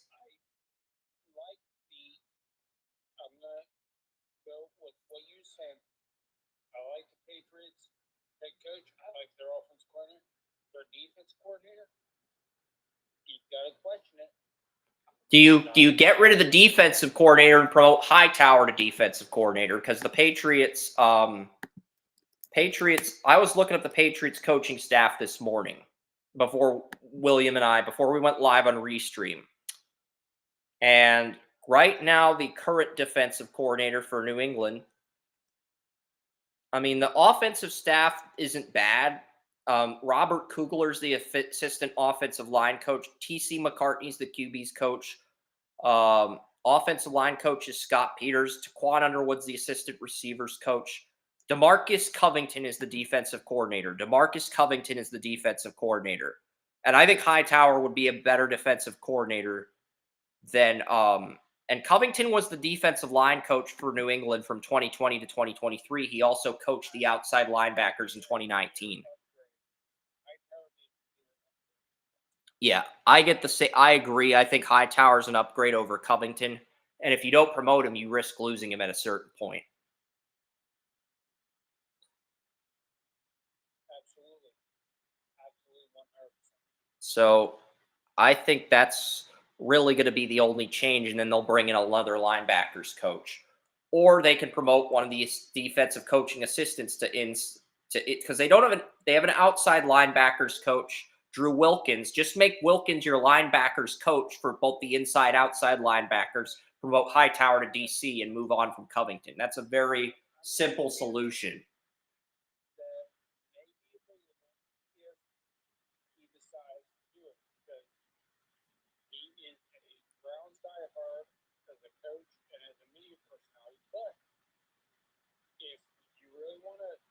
Great defensive linebacker position. Well, Jackson, the dude was freaking. I would try to get Willie McGinnis. Bring him back as a linebackers coach. He's got experience on NFL Network. He knows the game. I would see if Willie McGinnis wants to get into coaching. I would offer him a linebackers coach job on the spot there. Because he played for both the Patriots and Browns. That would be a good hire, but I think his heart is with broadcasting rather than coaching. And that's his decision. I only say Will Jackson because he has the first year, nobody knew what he was doing. He ended up being a defensive advisor. In the second year, he was an assistant linebacker. Oh, shit. Drake May is injured. Jacoby Brissett is in the game. Yeah, I was surprised too. I'm watching the game on YouTube TV while I'm talking with you, and Drake May's heading to the locker room. Drake May head is questionable to return. That sounds like a concussion. That would be the second concussion for Drake May as a rookie.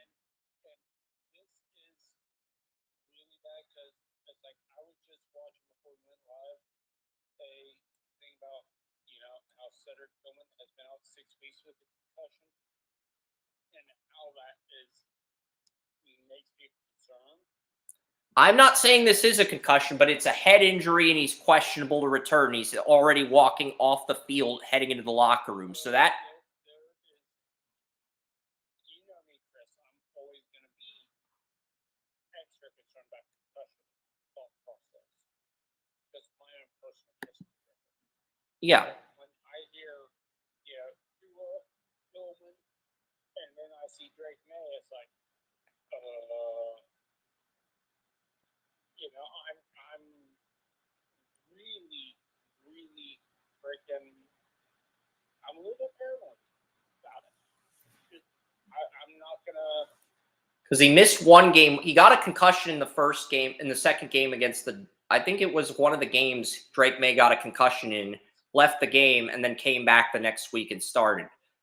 But I don't know what other head injury there would be besides a concussion, Joey. I can't really think of another head injury at the top of my head. No, they said it's a head injury. He's questionable to return. And he's walking off the field into the locker room. That is, I don't know what else it would be besides a concussion. Outside of a fractured skull, he is not going to have. No, he does not have a fractured skull. His face remains intact, so.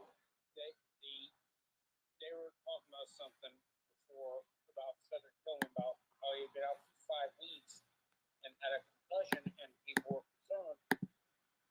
My one concussion I had was 3 weeks. Chargers will probably feed Dobbins now because they've got the 7-0 lead, and if Drake May's out for the game, they can just run the ball, bleed the clock, and make Jacoby Brissett beat them. That's probably what they're going to do. The thing was, I technically played the next week. I didn't ever put on my helmet. Next week, never technically put on my helmet. Week after that, never technically put on my helmet. Why? Because my helmet would not fit on my head. I was technically capable of playing. I cannot get my helmet on my head because of the swelling.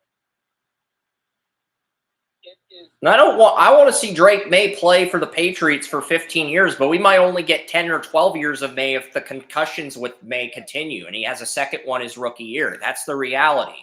Yeah, you never, ever, ever want to have these situations happen.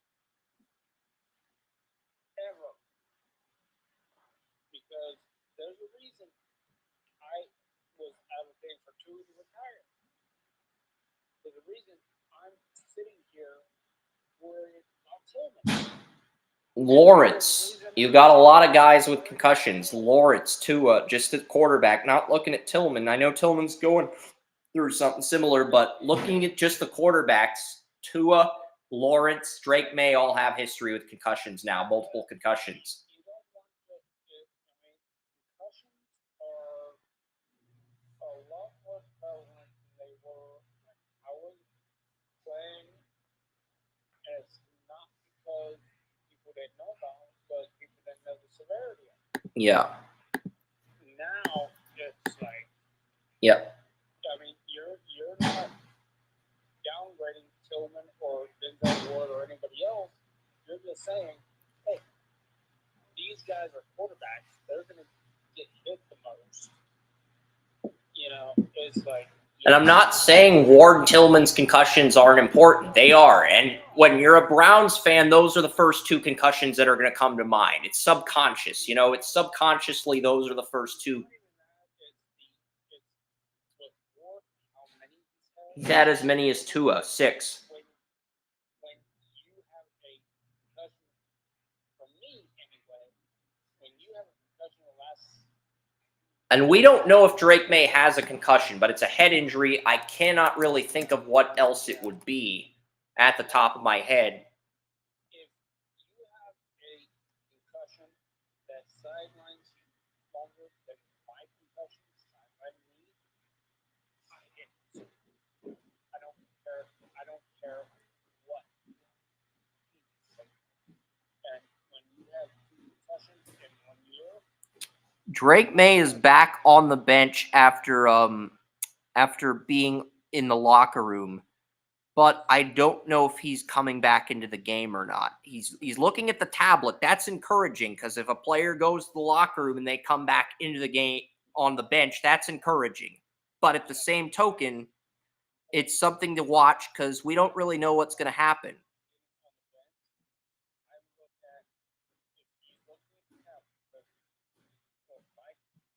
He might come back into the game. It might be nothing, but at the same token, it might be something we don't know.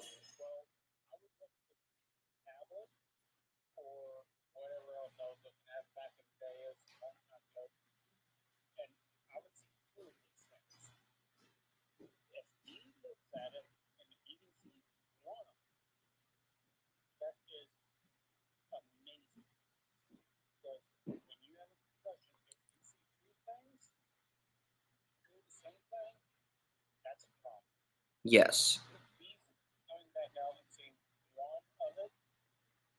So this might be nothing. This Drake May head injury might be nothing. It might just be a precautionary thing. And I'm not going to get much data on Google. Should I get on Twitter, X, and get some more data on this Drake May? Type in Drake May in the search engine and see what we get.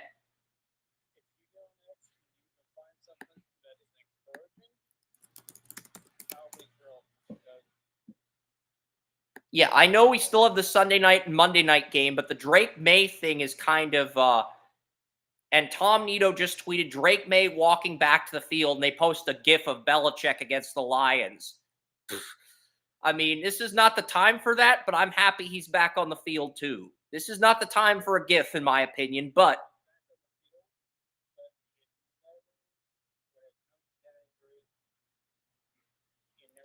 according to Triple Sports News, Drake May has cleared concussion protocol. 8 seconds ago, Triple Sports News leaked that he has cleared concussion protocol from the Patriot doctors, and he's going to come back in on the next drive. So that is breaking. Good job, Triple Sports News.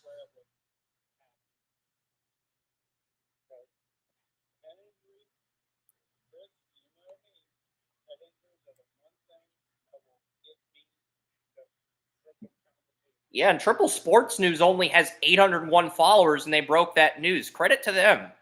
I mean, that's impressive. They broke the news on May before anyone else in the mainstream media in Boston, whether it's Mike Reese or Evan Lazar or any of these Patriot insiders. They beat them to the punch on that. So either they're right and they're accurate, or they're wrong and they're BS. But either way, credit to them for breaking that news. That is very good to hear.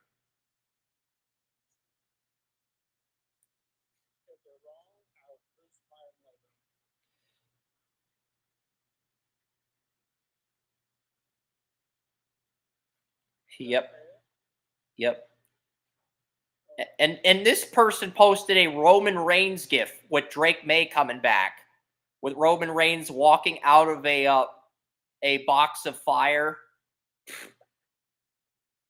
Some of these gifs, man, are just ridiculous. But yeah, let's get to the Sunday night game while we're in a commercial break. It is Falcons Commanders. I am taking the Falcons in the upset. Why? Michael Penix lost the Heisman to Jaden Daniels, even though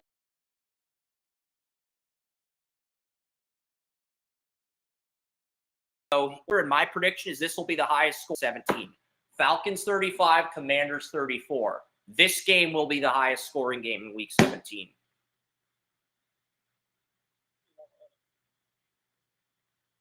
Because Jaden Daniels is playing for a playoff berth. Because if Tampa Bay, here's the thing: if Atlanta beats Washington, they beat Carolina. Only Baker or Jaden Daniels can make the playoffs. Only one of them can get in. One of them gets left out. And I know as an NFL fan, after the Lions, the most compelling story in the NFC for you is either Baker or Jaden.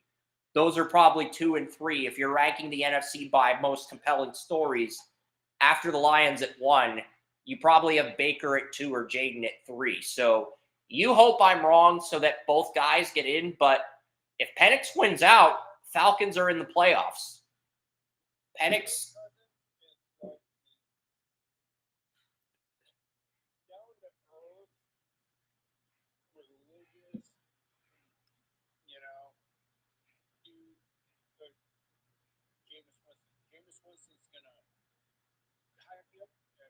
We're not talking about Winston. We're talking about Penix.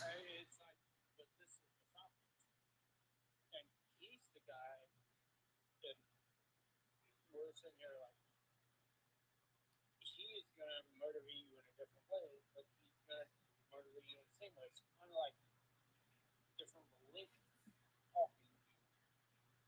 They're both effective, but they're not going to translate wins. Is Kirk Cousins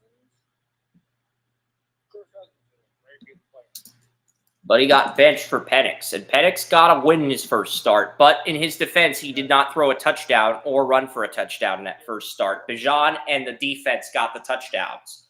And until a rookie gets a touchdown, Joey kind of puts on a shield and doesn't give that player the benefit of the doubt until they do it in the NFL.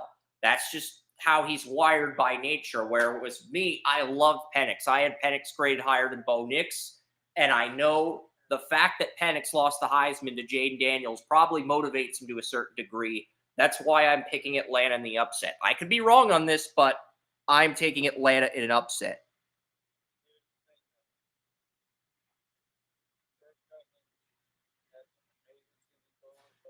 Shit. Now Christian Gonzalez is injured for New England. Shit.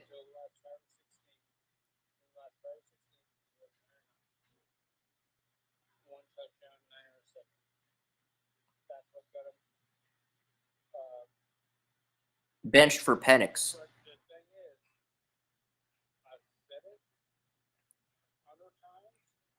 And Lattimore is out this week. Lattimore's not playing for the Commanders.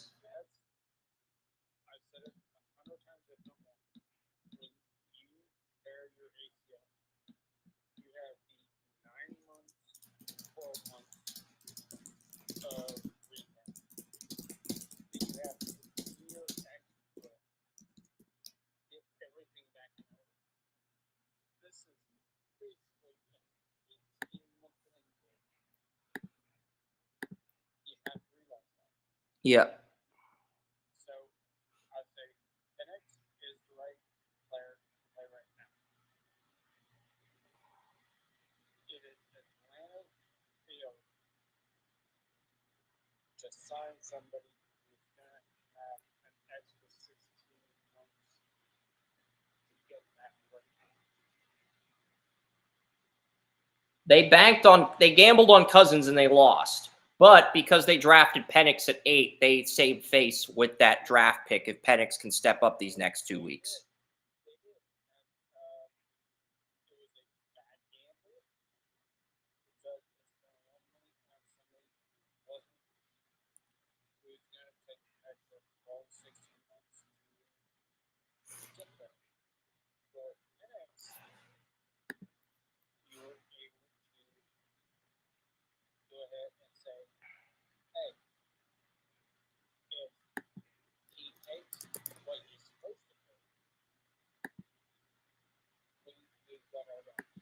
Yep.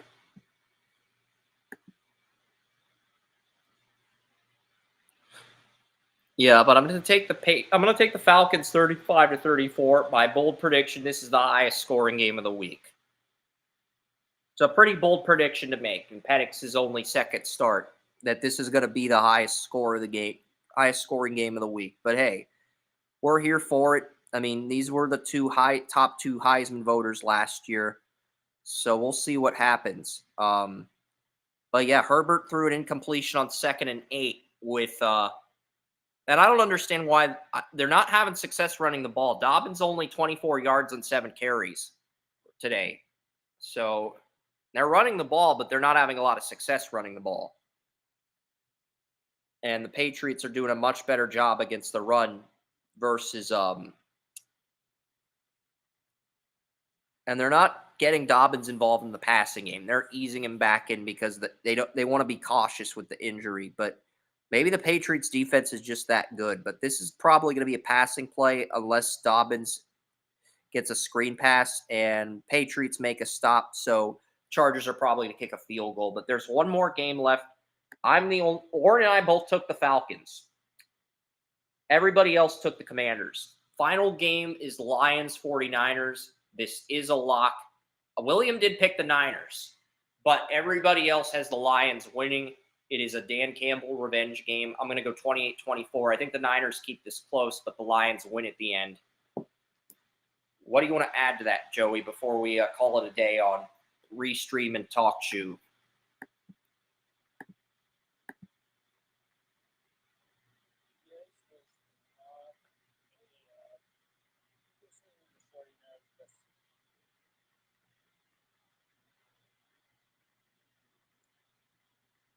I mean, this is a revenge game for Dan Campbell, and the Niners are dinged up.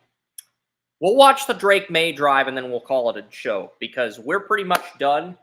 Only reason I want to watch the Drake May drive is because I want to see if he's back from a concussion or not. I want to get some closure on that.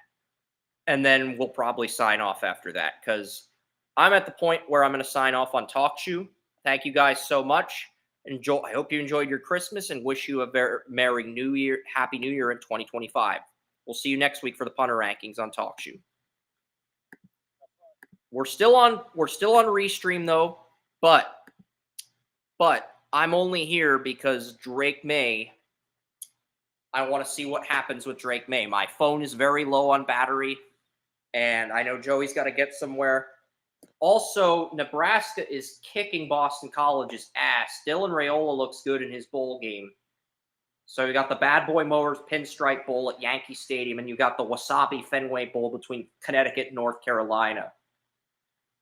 So those are the two bowl games on, the Fenway Bowl and the Pinstripe Bowl at Yankee Stadium. So 2 bowl games in a baseball stadium, and Patriots-Chargers game in a commercial. That's really all we have right now. So I promise. What's interesting, though, we began the show talking about the kicker rankings, Joey. We only had 6 viewers when we were talking about the kickers. By the time we pivoted to NFL predictions, we went up to 20 viewers. Isn't that hilarious? Our viewership tripled when we stopped talking about kickers.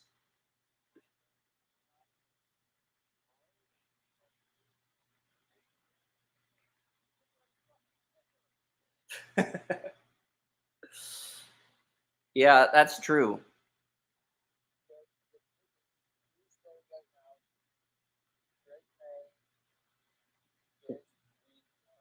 Come back, because that's the only reason I have not cut off the live stream yet, because I'm curious. Oh yeah, Greg Gumbel died yesterday too. Rip to Greg Gumbel, probably one of the icons of sports broadcasting. Greg Gumbel passed away yesterday.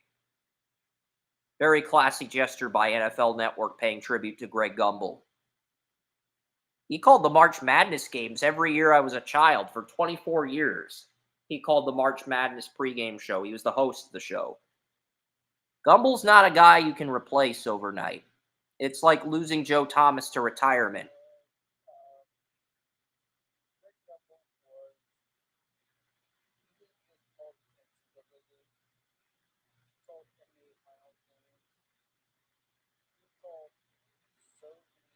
NFL games.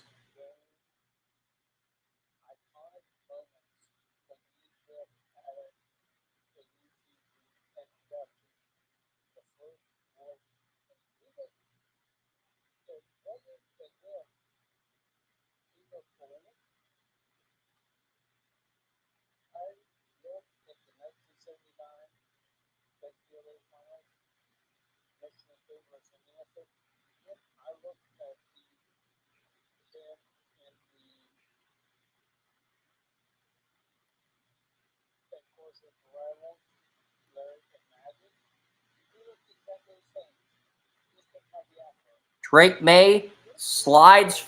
Drake May nearly gets a first down by scrambling. He slides to avoid the head injury, and he's back in the game.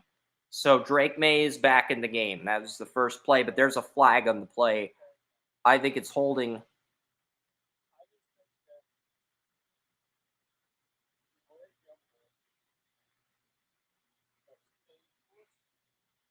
He didn't have an ounce of gray hair. He broadcasted sporting events until he was 77. He aged very well for his age.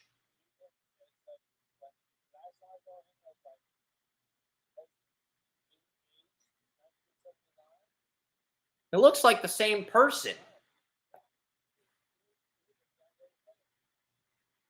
I hope I age as well as Greg Gumbel, but I think those are probably 100-to-1 odds. Let's be real.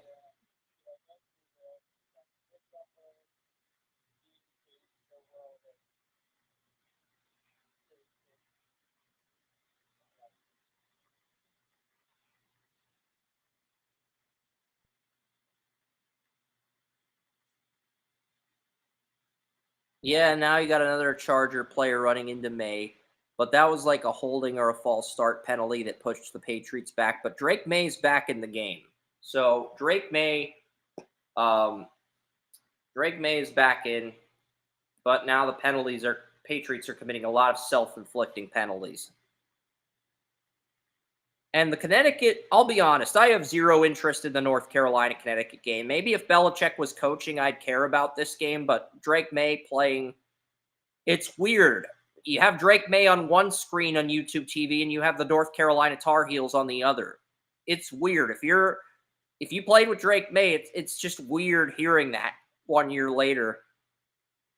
And the Nebraska-Boston College game has some appeal to it because you have Matt Rule versus Bill O'Brien, two former NFL head coaches, and you have Dylan Raiola, the freshman quarterback for Nebraska. I think there's some appeal in that bad boy Mowers Bowl. So, I mean, I probably will charge my phone after this, but, I want to see what May does here on 2nd and 24. Drake May drops back to pass, throws an accurate ball to Kayshawn Bout, but it's incomplete, and there's another flag down. So the refs are turning this into a soap opera. It is what it is. We've had 3 flags in the last 5 plays, and this is a defensive penalty on the Chargers. Christian Fulton with pass interference.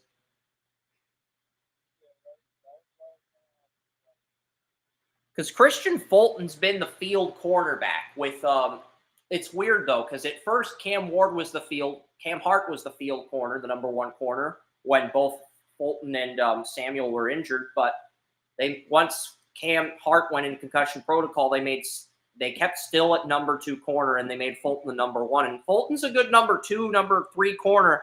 He's not a number 1 corner. You saw what he did with the Titans last year as a number 1 corner. I think that was a bad decision by the Chargers. But hey, they're winning games. Harbaugh's changing the culture. Let's roll with it. It is what it is.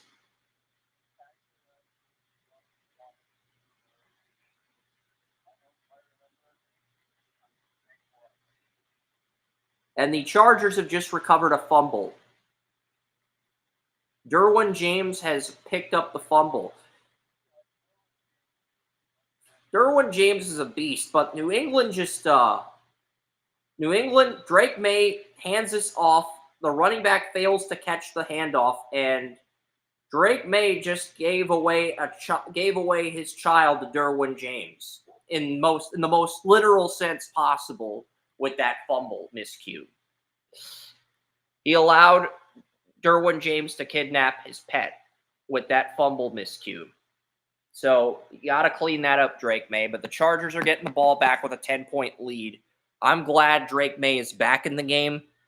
I'll give you a brief update on Boston College, Nebraska, because I'm sure you're with me, Joey. You have zero interest in North Carolina, Connecticut.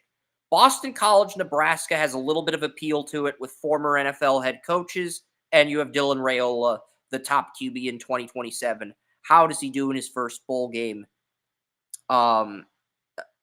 But yeah, 2 former NFL head coaches. Nebraska leads 13-2 to start the second half, but Boston College is going to get the football. I want to watch Raiola for a drive. Maybe we'll stick around a little bit longer, but we are going to sign off soon. Maybe we'll sign off on Restream, but Joey and I will comment about these games off the air. That's what we'll do, because there's really no point in keeping the stream going unless people want to hear feedback on certain players in the bowl games. And I don't think they do at this point, but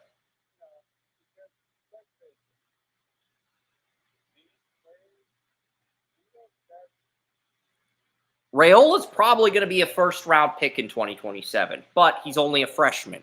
And we don't want to overhype him to the point where we beat the Raiola hype train into a wall either.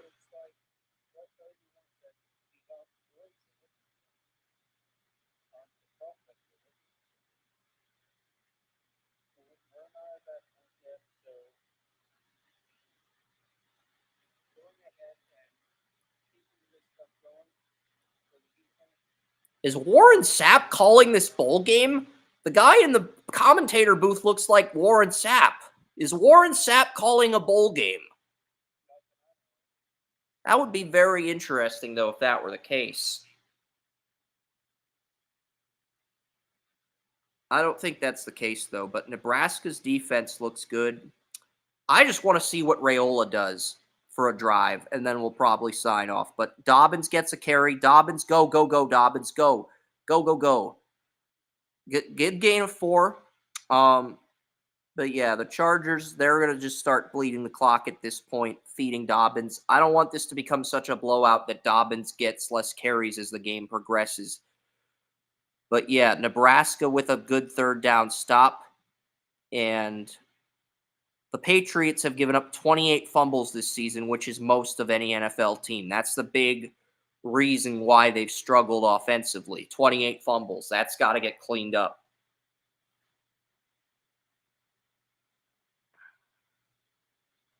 And Dobbins get dot play action.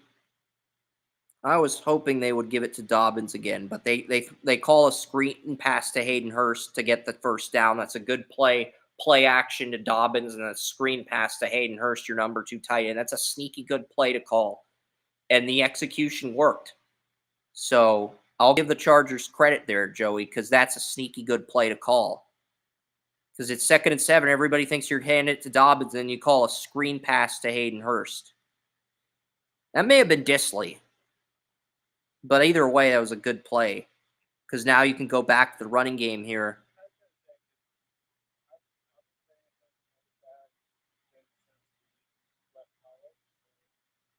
That was, and then they go with a screen pass to Darius Davis, but it results in a tackle for a loss. All right, Dylan Raiola here. First down, Raiola hands it off. It's kind of bland, but 2nd and 13. Chargers, because I'm split screening these bowl games. I do want to watch Raiola for a drive, but then we are going to end this. But yeah, the Chargers are in a 2nd and 13 after throwing a screen pass, which results in a loss. Tackle for a loss. It looks like the Chargers are bringing a 4-receiver set. Even Dobbins is lined up as a receiver. And Raiola drops back, 3-step drop, throws it deep. And that was an accurate pass. Raiola with an accurate pass to his receiver for the first down for Nebraska. What a good dart by but now there's a flag down. So good throw by Raiola there.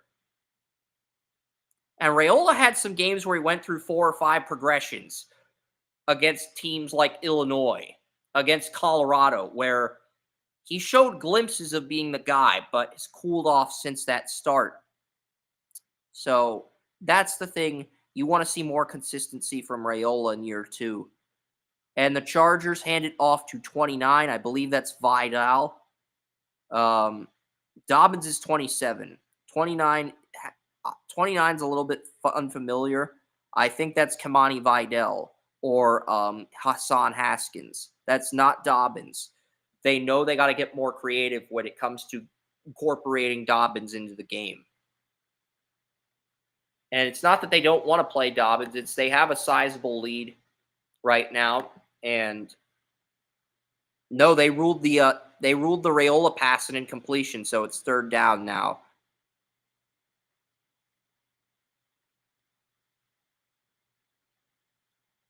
And they throw a completion to Dobbins here, so that's going to help from a fantasy perspective. But Raiola 3rd and 14 now, 3rd and 15, following a false start penalty on 2nd down, or a holding penalty, I guess. But Raiola with another accurate pass, but it's a short pass. Throws to the first read he sees open and can't get a 3rd down conversion. But yeah, Dylan Raiola is interesting because I think Raiola and Lagway are going to be the 2 guys in 2027. Joey's a little bit higher on Lagway than Raiola, but I'll pull up their numbers really quickly. Raiola, 2,595 yards, 12 passing touchdowns, 10 interceptions for Nebraska this year. So Raiola's had some good games, but, you know, a lot of Raiola's volume I'm kind of curious. I accidentally clicked on the news tablet instead of the So the Chargers line up Herbert as a receiver here, and they don't get him the ball. But yeah, I'll look at the game logs in a second for Raiola. Damn it, they keep giving 29 the ball, and they only Haskins, they didn't give 28. They gave Haskins the ball here on third down again. But yeah, Raiola did not have a game of 300 passing yards, and that's what I'm looking at. And most of the games he had negative 68 rushing yards. So Raiola's mainly a pocket guy. He can take off and scramble, but he's not consistent in that department yet. And he was making 4 or 5 progressions with a lot of his reads at the beginning of the year in games against Colorado, against UTEP, and against Illinois in the loss. But, you know, after that first loss to Illinois, you really didn't. He's been simplifying the offense, going 1-2 reads with some of his throws. Fucking Herbert threw a touchdown to McConkey. I was hoping Dobbins would get a touchdown, but they are, Christian Gonzalez is injured. You got to pass the ball. You got to exploit the passing game, but they're probably going to run it. If Drake May doesn't score on this next drive, they're probably going to run it after that. But yeah, my phone is at 10%. We've talked about Raiola. We talked about the Chargers. We'll compare Raiola to Lagway to end the show, but 2,595 yards, 12 touchdowns, 10 interceptions. What has Lagway done? Because both quarterbacks are only 19. Okay, both quarterbacks are only 19. Lagway, 12 touchdowns, 9 interceptions, 1,915 passing yards. So Lagway's passing yards would have been higher if he had started sooner. But the encouraging thing with Lagway is his touchdown-interception ratio is slightly better than Raiola's. Raiola started a full season and Lagway didn't. Yeah, but Lagway and Raiola are considered the top 2 QBs in the 27 draft at the moment. And if Arch Manning goes back, he would be in that draft too. But Lagway and Raiola, I think, are both the 2 guys, both the 2 freshmen with the best shot at cracking round 1. And while Raiola's got more experience as a starter, Lagway's touchdown-interception ratio is better than Raiola's. Raiola's been the starter since week 1. 12 touchdowns, 10 picks. Lagway has 12 touchdowns, 9 picks. And the touchdown-interception ratio is better. But Raiola's QBR is 59th, and Lagway's QBR is 69th. That's the only distinction. It's Dylan Raiola, Nebraska QB.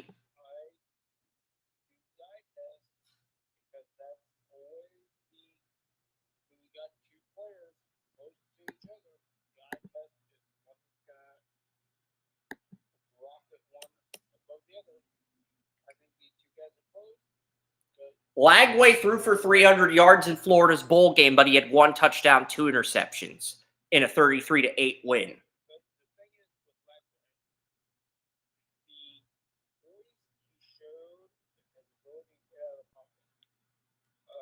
And Lagway did play in every game due to the fact that Florida had a ton of blowouts.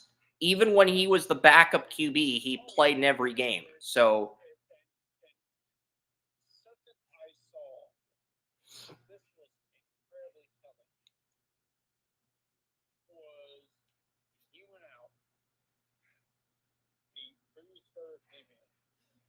they went down.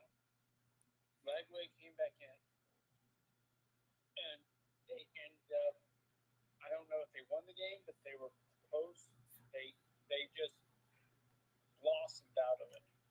It's like he has this thing as he has the X factor. That really hits me because let's face it, Lagway is the type of player. He has a lot of way to go. He has a long way to go. I'm not gonna say anything bad, but watching him when statistics are so close between him and the other quarterbacks from 2026-27, I look Look, Raiola was the consensus #1 recruit. Lagway was the #2 recruit. But I'm looking at this 27 mock. Julian's saying that the Ohio State QB's #1. They have Raiola at 6, and they have Lagway at 10. They have Raiola and Lagway 4 picks apart from each other. So the reality is Raiola and Lagway are both going to be in that top 5. Because Sayin hasn't even played for Ohio State yet.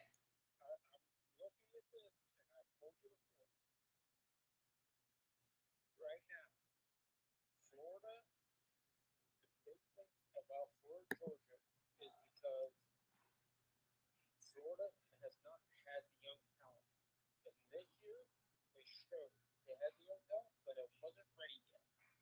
But next year, I'm looking at it and I'm saying, Georgia, I love you.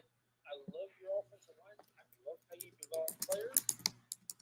If you take these guys for granted, Lagway's going to come up and he's going to whoop your ass. Yeah, but I'm reading a lot of tweets on Raiola and Lagway and seeing what people say about both guys. Kyle tweets, Dylan Raiola is as cringe of a QB as I remember. He reminds me of Corey Feldman impersonating Mahomes. Corey Feldman impersonating Michael Jackson the way he tries to be Patrick Mahomes during games. He reminds me of Corey Feldman from Boy Meets World. Really, we're really comparing college football players to Boy Meets World characters. This is where we're going in 2024.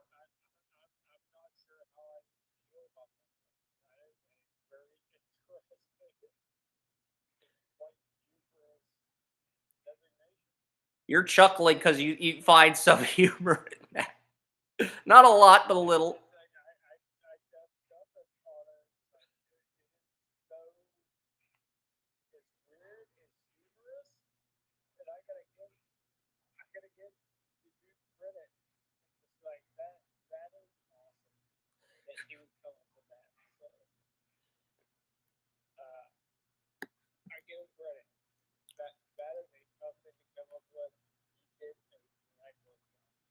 Yeah.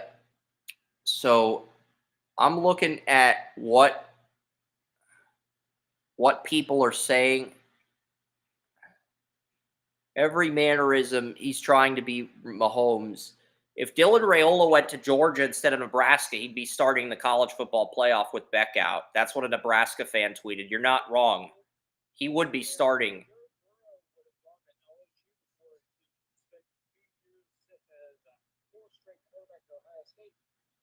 Some of these comps are just hilarious. Dylan Raiola is a Walmart version of Mahomes. Dylan Raiola is a much less mobile version of Avery Johnson. Where the hell did you come up with that comp, AJ's Head and Shoulders?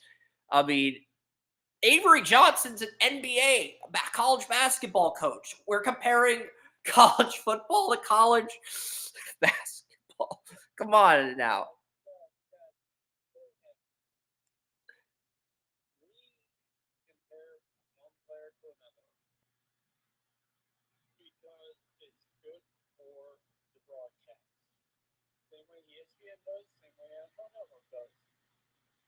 But these guys, you've got to stop them on an individual basis.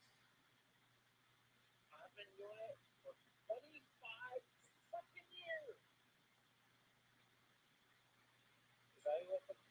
Now, to be fair to Dylan Raiola, he did surpass Adrian Martinez for the passing record as a true freshman at Nebraska, which is pretty impressive.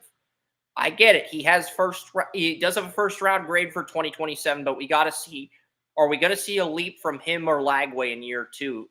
That's the big question right now. And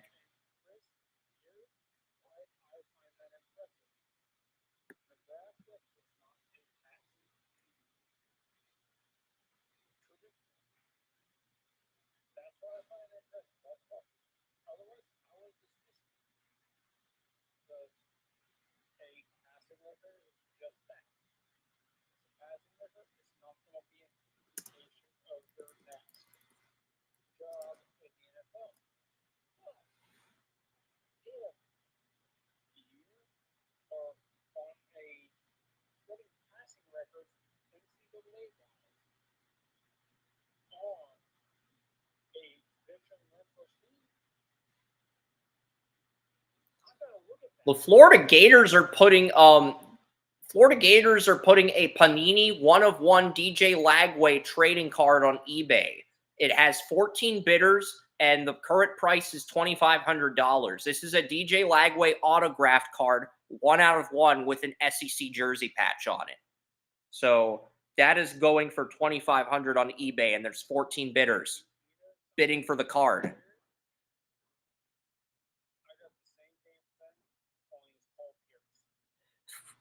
That's amazing.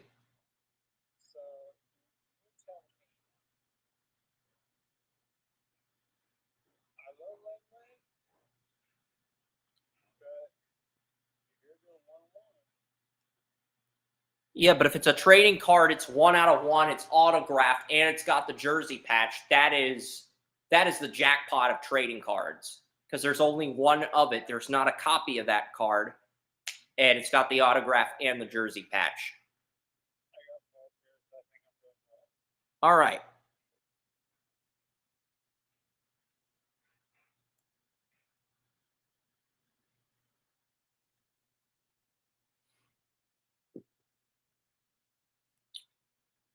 Reggie Hammond tweets, if Lagway can fix his throwing motion, he's got the talent and upside to surpass Raiola in most draft rankings. And I would agree with that because he's already got the running down. And the arm talent is there, the throwing power, the accuracy, but just clean up the motion and the mechanics and delivery on some of the throws next year. I'm with that.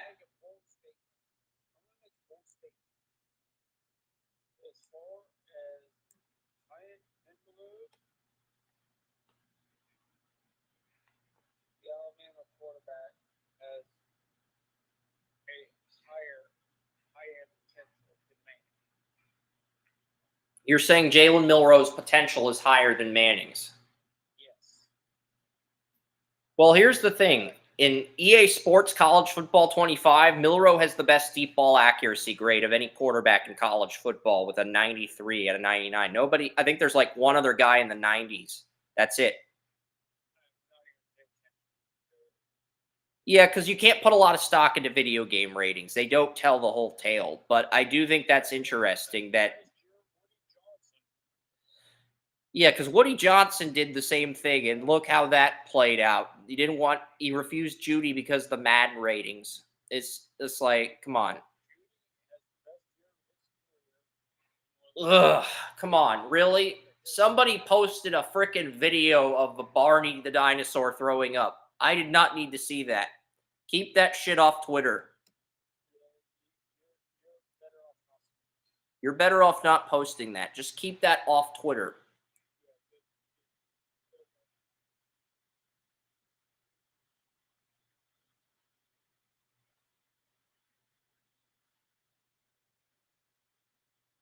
Yeah. But yeah, it's going to be interesting to see what happens with Lagway and Raiola. But those are the top two for 27 right now. But there's probably a sophomore or an underclassman that's going to emerge. And there's some freshmen in college football that could end up starting. Bryce Underwood at Michigan. Ohio State's going to have a freshman QB competing with Julian Sayin as well. So Aaron Noland entered the portal. So Julian Sayin, Julian Sayin's probably going to start at Ohio State next year, I would think.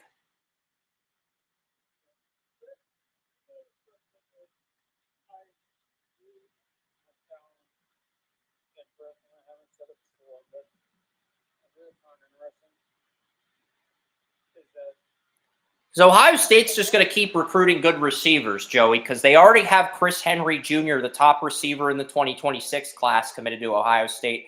And they have the top receiver in the 2027 recruiting class locked up. Oh, and Jet Washington, Marvin Harrison's younger brother, is in the 2028 recruiting class. He is not committed to a college yet. I don't know where he's going to end up. He could end up at Ohio State, Syracuse, Michigan, who knows? But he's only in 9th grade, so I'm not going to worry about that right now because that's not something I can control. It's not something anybody should try to control. Let these kids live a little. Don't put pressure on them.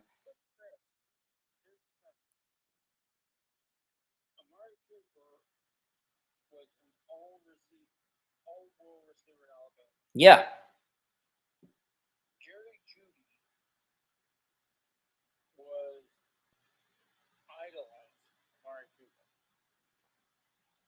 Cedric Tillman spent the last summer with Amari Cooper and excelled.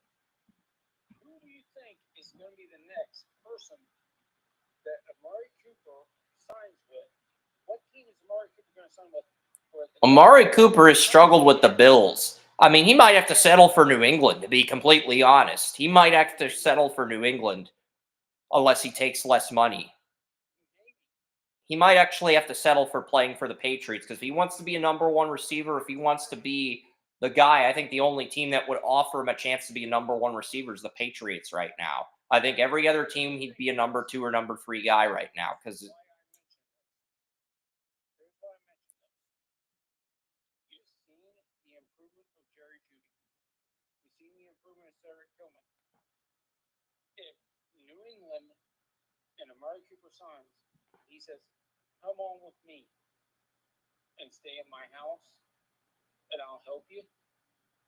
What's the potential improvement of the New England wide receivers? Because Amari Cooper's if you get Amari Cooper and you get Travis Hunter and you have Polk and Baker, you have Bout next year, you have Mario Douglas, you can work with that. It's not great, but it's workable. It's workable in the short term. For like a 1 to 2 years, it's workable for Drake May. But these guys went to Amari Cooper's house. They're going to stay at Amari Cooper's house all season. Well, Amari Cooper peaked last year. That's the thing a lot of people don't want to admit. Amari Cooper is just one of those guys that he's looking toward the future of the business. I'm sorry, there are not a lot of those guys, and that makes me respect him even more. New England Patriots can steal star receiver from AFC East, Sports Illustrated, and yet it's a picture of Amari Cooper. So that's the thing. If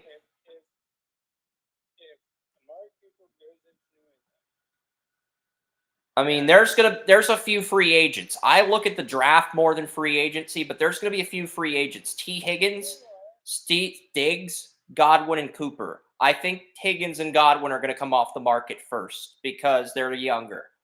And then I think Cooper's going to come off the board before Diggs because Diggs doesn't have the baggage that Diggs has in terms of attitude. Diggs might be more talented than Cooper.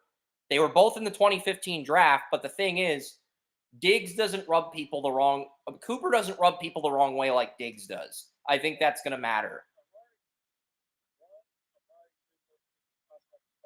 Exactly. Amari Cooper is going to say, hey, you're a young receiver, come to my house. I'm going to show you how to run routes. I'm going to work with you. It's the same way he did. That's why I would rather have Cooper than Diggs, because he's more of a pro than Diggs is. I would rather have Cooper over Diggs for that reason alone.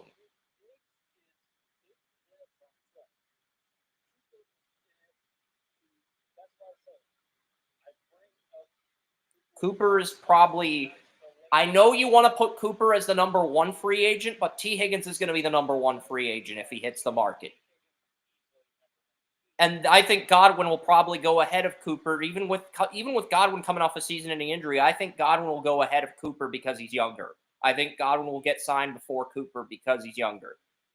I don't necessarily agree that it should be that way, but I think that's how it's going to go down. And then I think Cooper's gets signed before Diggs, and Diggs is still in the market after Cooper signs.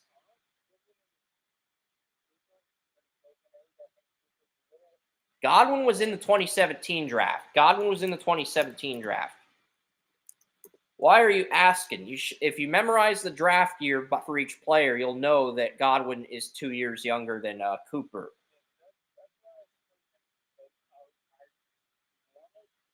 And the Right Way Network, Chris Godwin will sign with the New England Patriots. I doubt that. Again, this is the same site that reported T. Higgins will probably remain in Cincinnati, but but he will not reset the market. Most teams are only going to pay 25, 35 million for Higgins. They're not going to pay 40, 50 million for Higgins.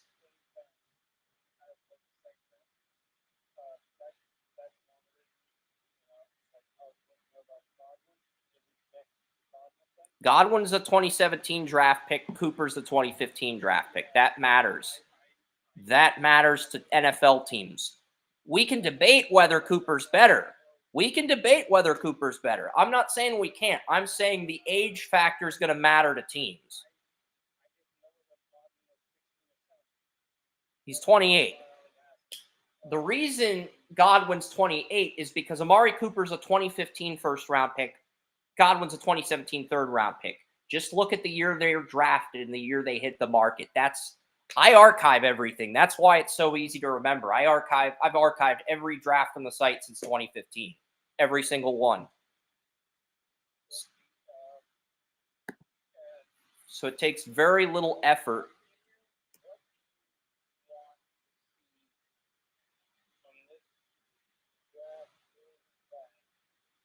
I think we're getting a receiver in free agency, Joey. The reason I say that is because the only receivers that are good enough to go in the top 5 are McMillan and Burden.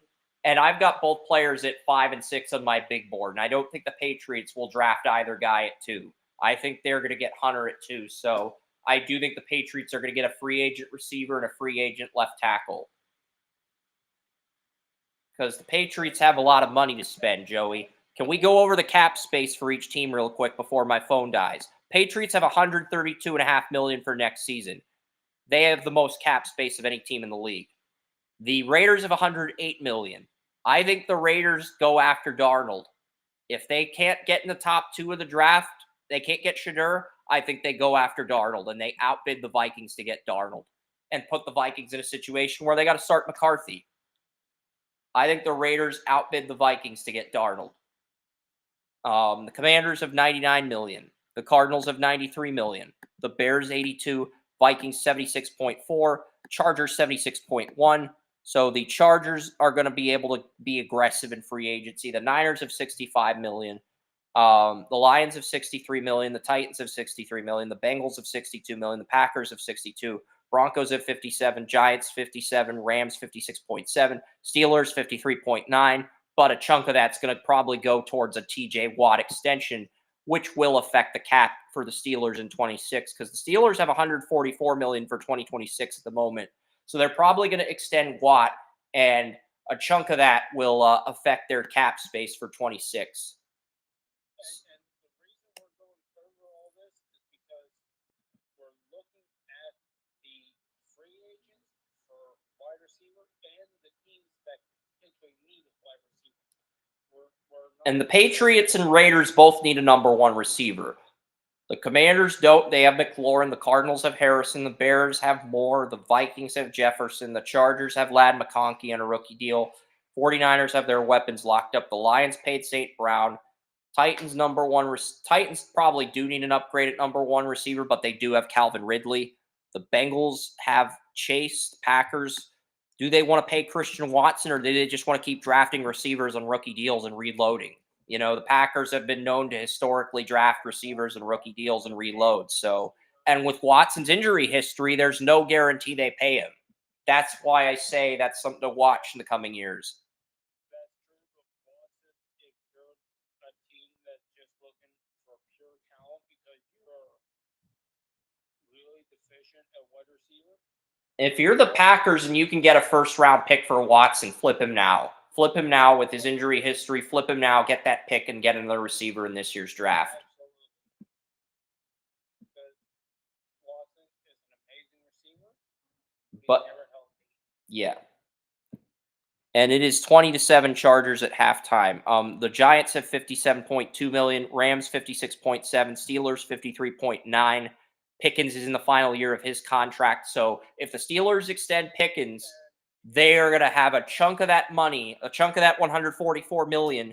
They're going to lose about $30 million to re-signing Watt, and they're going to lose about 20. Here's something I've learned about Pickens. I've been listening to Pittsburgh radio and other people, and they said Pickens would not survive in any other market. because he is a loose cannon, and the coaching staff and the organization. Well, he had character concerns coming out of Georgia. There was no question about his talent in college, but he had character concerns coming out of college. So that should have been a warning this was going to happen. The Steelers are the one team where the coach can reel him in and say, "You're going to do this, young fella, and this is it." The Steelers are the one organization everybody feels as if Pickens leaves, his career is going to be very, very short. But this is the thing with the Steelers. They pick the right time to pay receivers after their rookie deal, and they pick the right time to discard them. They are that good when it comes to assessing receivers. Santonio Holmes did the game-winning catch, but I think the Steelers moved on from him after 2012 or 2011. And Antonio Brown got extended, but then he had the CTE, and they moved on from him. They didn't want to deal with the drama. Well, the thing is with Pickens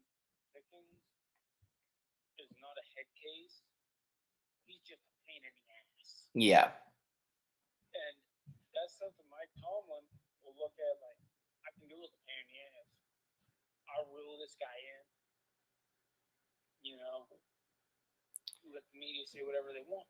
If green is positive attitude, yellow is neutral, orange is a pain in the ass, and red's a head case, Pickens would be an orange if we're just color coding players by attitude. I don't want to do that, but yeah, Pickens would be an orange, and Brown would be a red. And Mike Tomlin can deal with that. Because he's proven he can deal with that. But when you go to a head case area, The only teams that have limited cap space under 30 million, the Eagles have 31 million, the Jets 30, Panthers 32, Jets 32, Jaguars 46, Colts 49, Steelers 53 million. The only teams that have under 30 million are the Buccaneers, 24.5 million, Cowboys 21 million. They are going to have to spend a chunk of that on Micah Parsons, but that's not going to affect the Cowboys until 2026. The Chiefs only have 20.9 million, and they're set to lose Nick Bolton, some other free agents. The Ravens only have 17.9 million. Ronnie Stanley's a free agent. The Ravens will probably pay him and reload in the draft because they have to pay Ronnie Stanley. If they don't pay Ronnie Stanley, Lamar Jackson's high level of play may not sustain in the coming years. So I think they're going to pay Stanley and they're going to reload in the draft. Texans only have 12.9 million. I think the Colts or Jaguars supplant the Texans next year, Joey, because the Texans only have 12.9 million to spend in cap space for 2025. That is extremely detrimental with Tank Dell's injury, Joey. That is extremely detrimental for Stroud in year 3 to only have 12 million to spend, and you're going to have to buy somebody out in order to create more cap space, and that's not what you want if you're the Texans right now. It really isn't. The Bills have 9.1 million. Falcons only have 6.5 million, but they're going to try to buy out Cousins. They may end up in cap hell in the short term, and the Dolphins have 4.7 million to spend. And Seattle's 6 million over the cap. The Browns now only 17.3 million over the cap after restructuring Watson. Saints are 63.7 million over the cap. $63,761,756. That, and this is the third year in a row this has happened with the Saints. So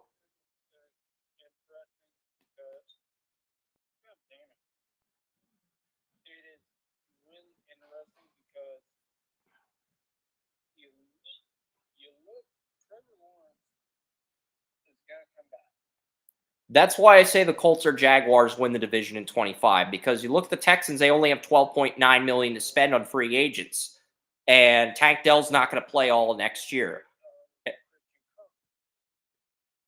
Kirk is under contract for one more year, but the Jags can buy him out. They're looking to buy him out, and that will free up a lot of space. And they already got rid of Cam Robinson.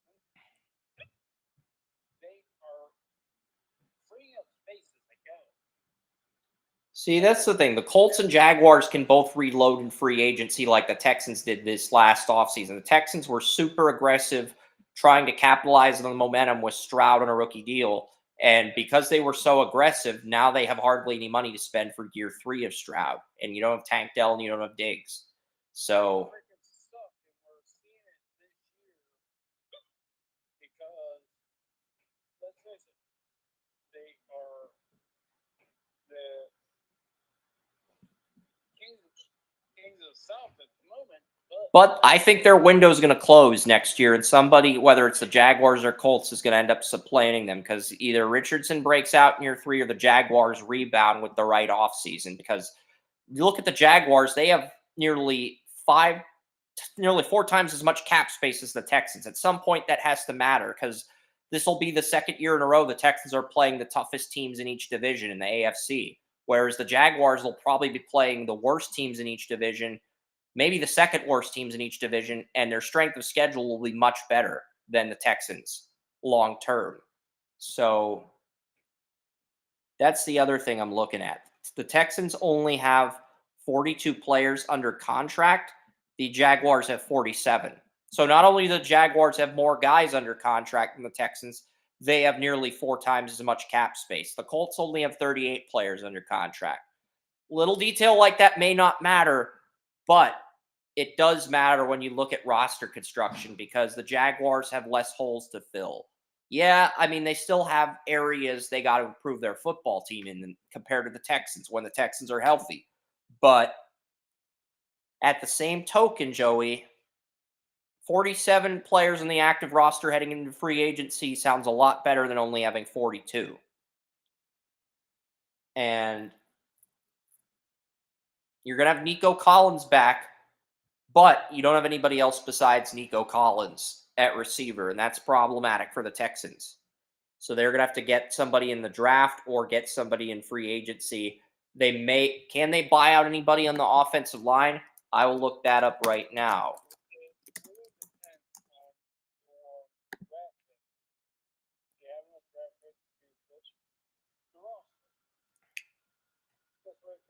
Well, Titus Howard has a buyout in 2025. The Texans would only save Texans would only save $1 million by buying out Howard, so they're not going to buy him out yet. They'll probably buy him out in 26 when they have a cap hit of $25 million and a dead cap of only $12 million. Because Titus Howard's contract runs through 27, but they can buy him out, but they'd only save $1 million. They would not save a lot of money. So it doesn't make sense to buy him out right now. I agree with the thought process of buying out Howard if he has another bad season, but it doesn't make sense to buy him out at this juncture. Timing goes into buyouts as well. You can't just look at a contract and say, this is a buyout. We got to buy out this contract to save cap space. Timing comes down to it too, and you're better off buying out Howard in 26 because in 26, you're going to have to renegotiate Stroud and Will Anderson's contracts. Derek Stingley got his 5th-year tender, but you're going to have to renegotiate his deal in 25 or 26. You're going to have to renegotiate Stroud and Will Anderson's deals. So I'm looking at that as well when it comes to freeing up cap space with contracts, playing the long game. Howard's going to be a buyout in the next year or two because they're not going to keep Titus Howard only to underpay Stroud or Will Anderson. I'm not saying they'll extend CJ Stroud. If he has another year like this season in 25, they might put a 5th-year tender on Stroud and hold the brakes. Because if the Texans win the division again and Stroud gets worse in year 3, if you extend him, you're heading down the same path as Jacksonville with Trevor Lawrence. Not saying Stroud didn't earn the money, but at the same token, you're heading down that exact same rabbit hole the Jaguars are with Trevor Lawrence. And you just have to be cognizant of that as an NFL team. You got to be alert of that, So that's what I'm saying. The Bills only have $9 million for next year, but they'll probably buy out Von Miller, buy out some players. Because Von Miller's not even starting anymore. Still a very good player, but you have A.J. Epineza and you have Gregory Rosso. So I'm looking at the contracts there. And yeah, Von Miller's contract runs through 2027, but there is a buyout in 2025. And the Bills would save about $8.4 million So the Bills would save $8.4 million by buying out Von Miller. So Von Miller is going to be on the market. What's the demand for Miller going to be? Probably not very high since he's 35. But if a team can get him on a team-friendly deal, that's very good. Like, Patriots could use a player like Von Miller if the Bills buy him out. If he agrees to a team-friendly deal, he will get an opportunity because he's Von Miller. He's a former Super Bowl MVP. He won't get what he's currently making, but he'll still get something. All right, we pretty much covered everything from the free agency, salary cap space, kickers, predictions, free agency. My phone's at 10%. It's about to die. So I am going to end the live stream now, Joey, but what else should we add? Punter rankings are next week. But yeah, punter rankings are next week. We'll see you guys next Saturday for the punter rankings.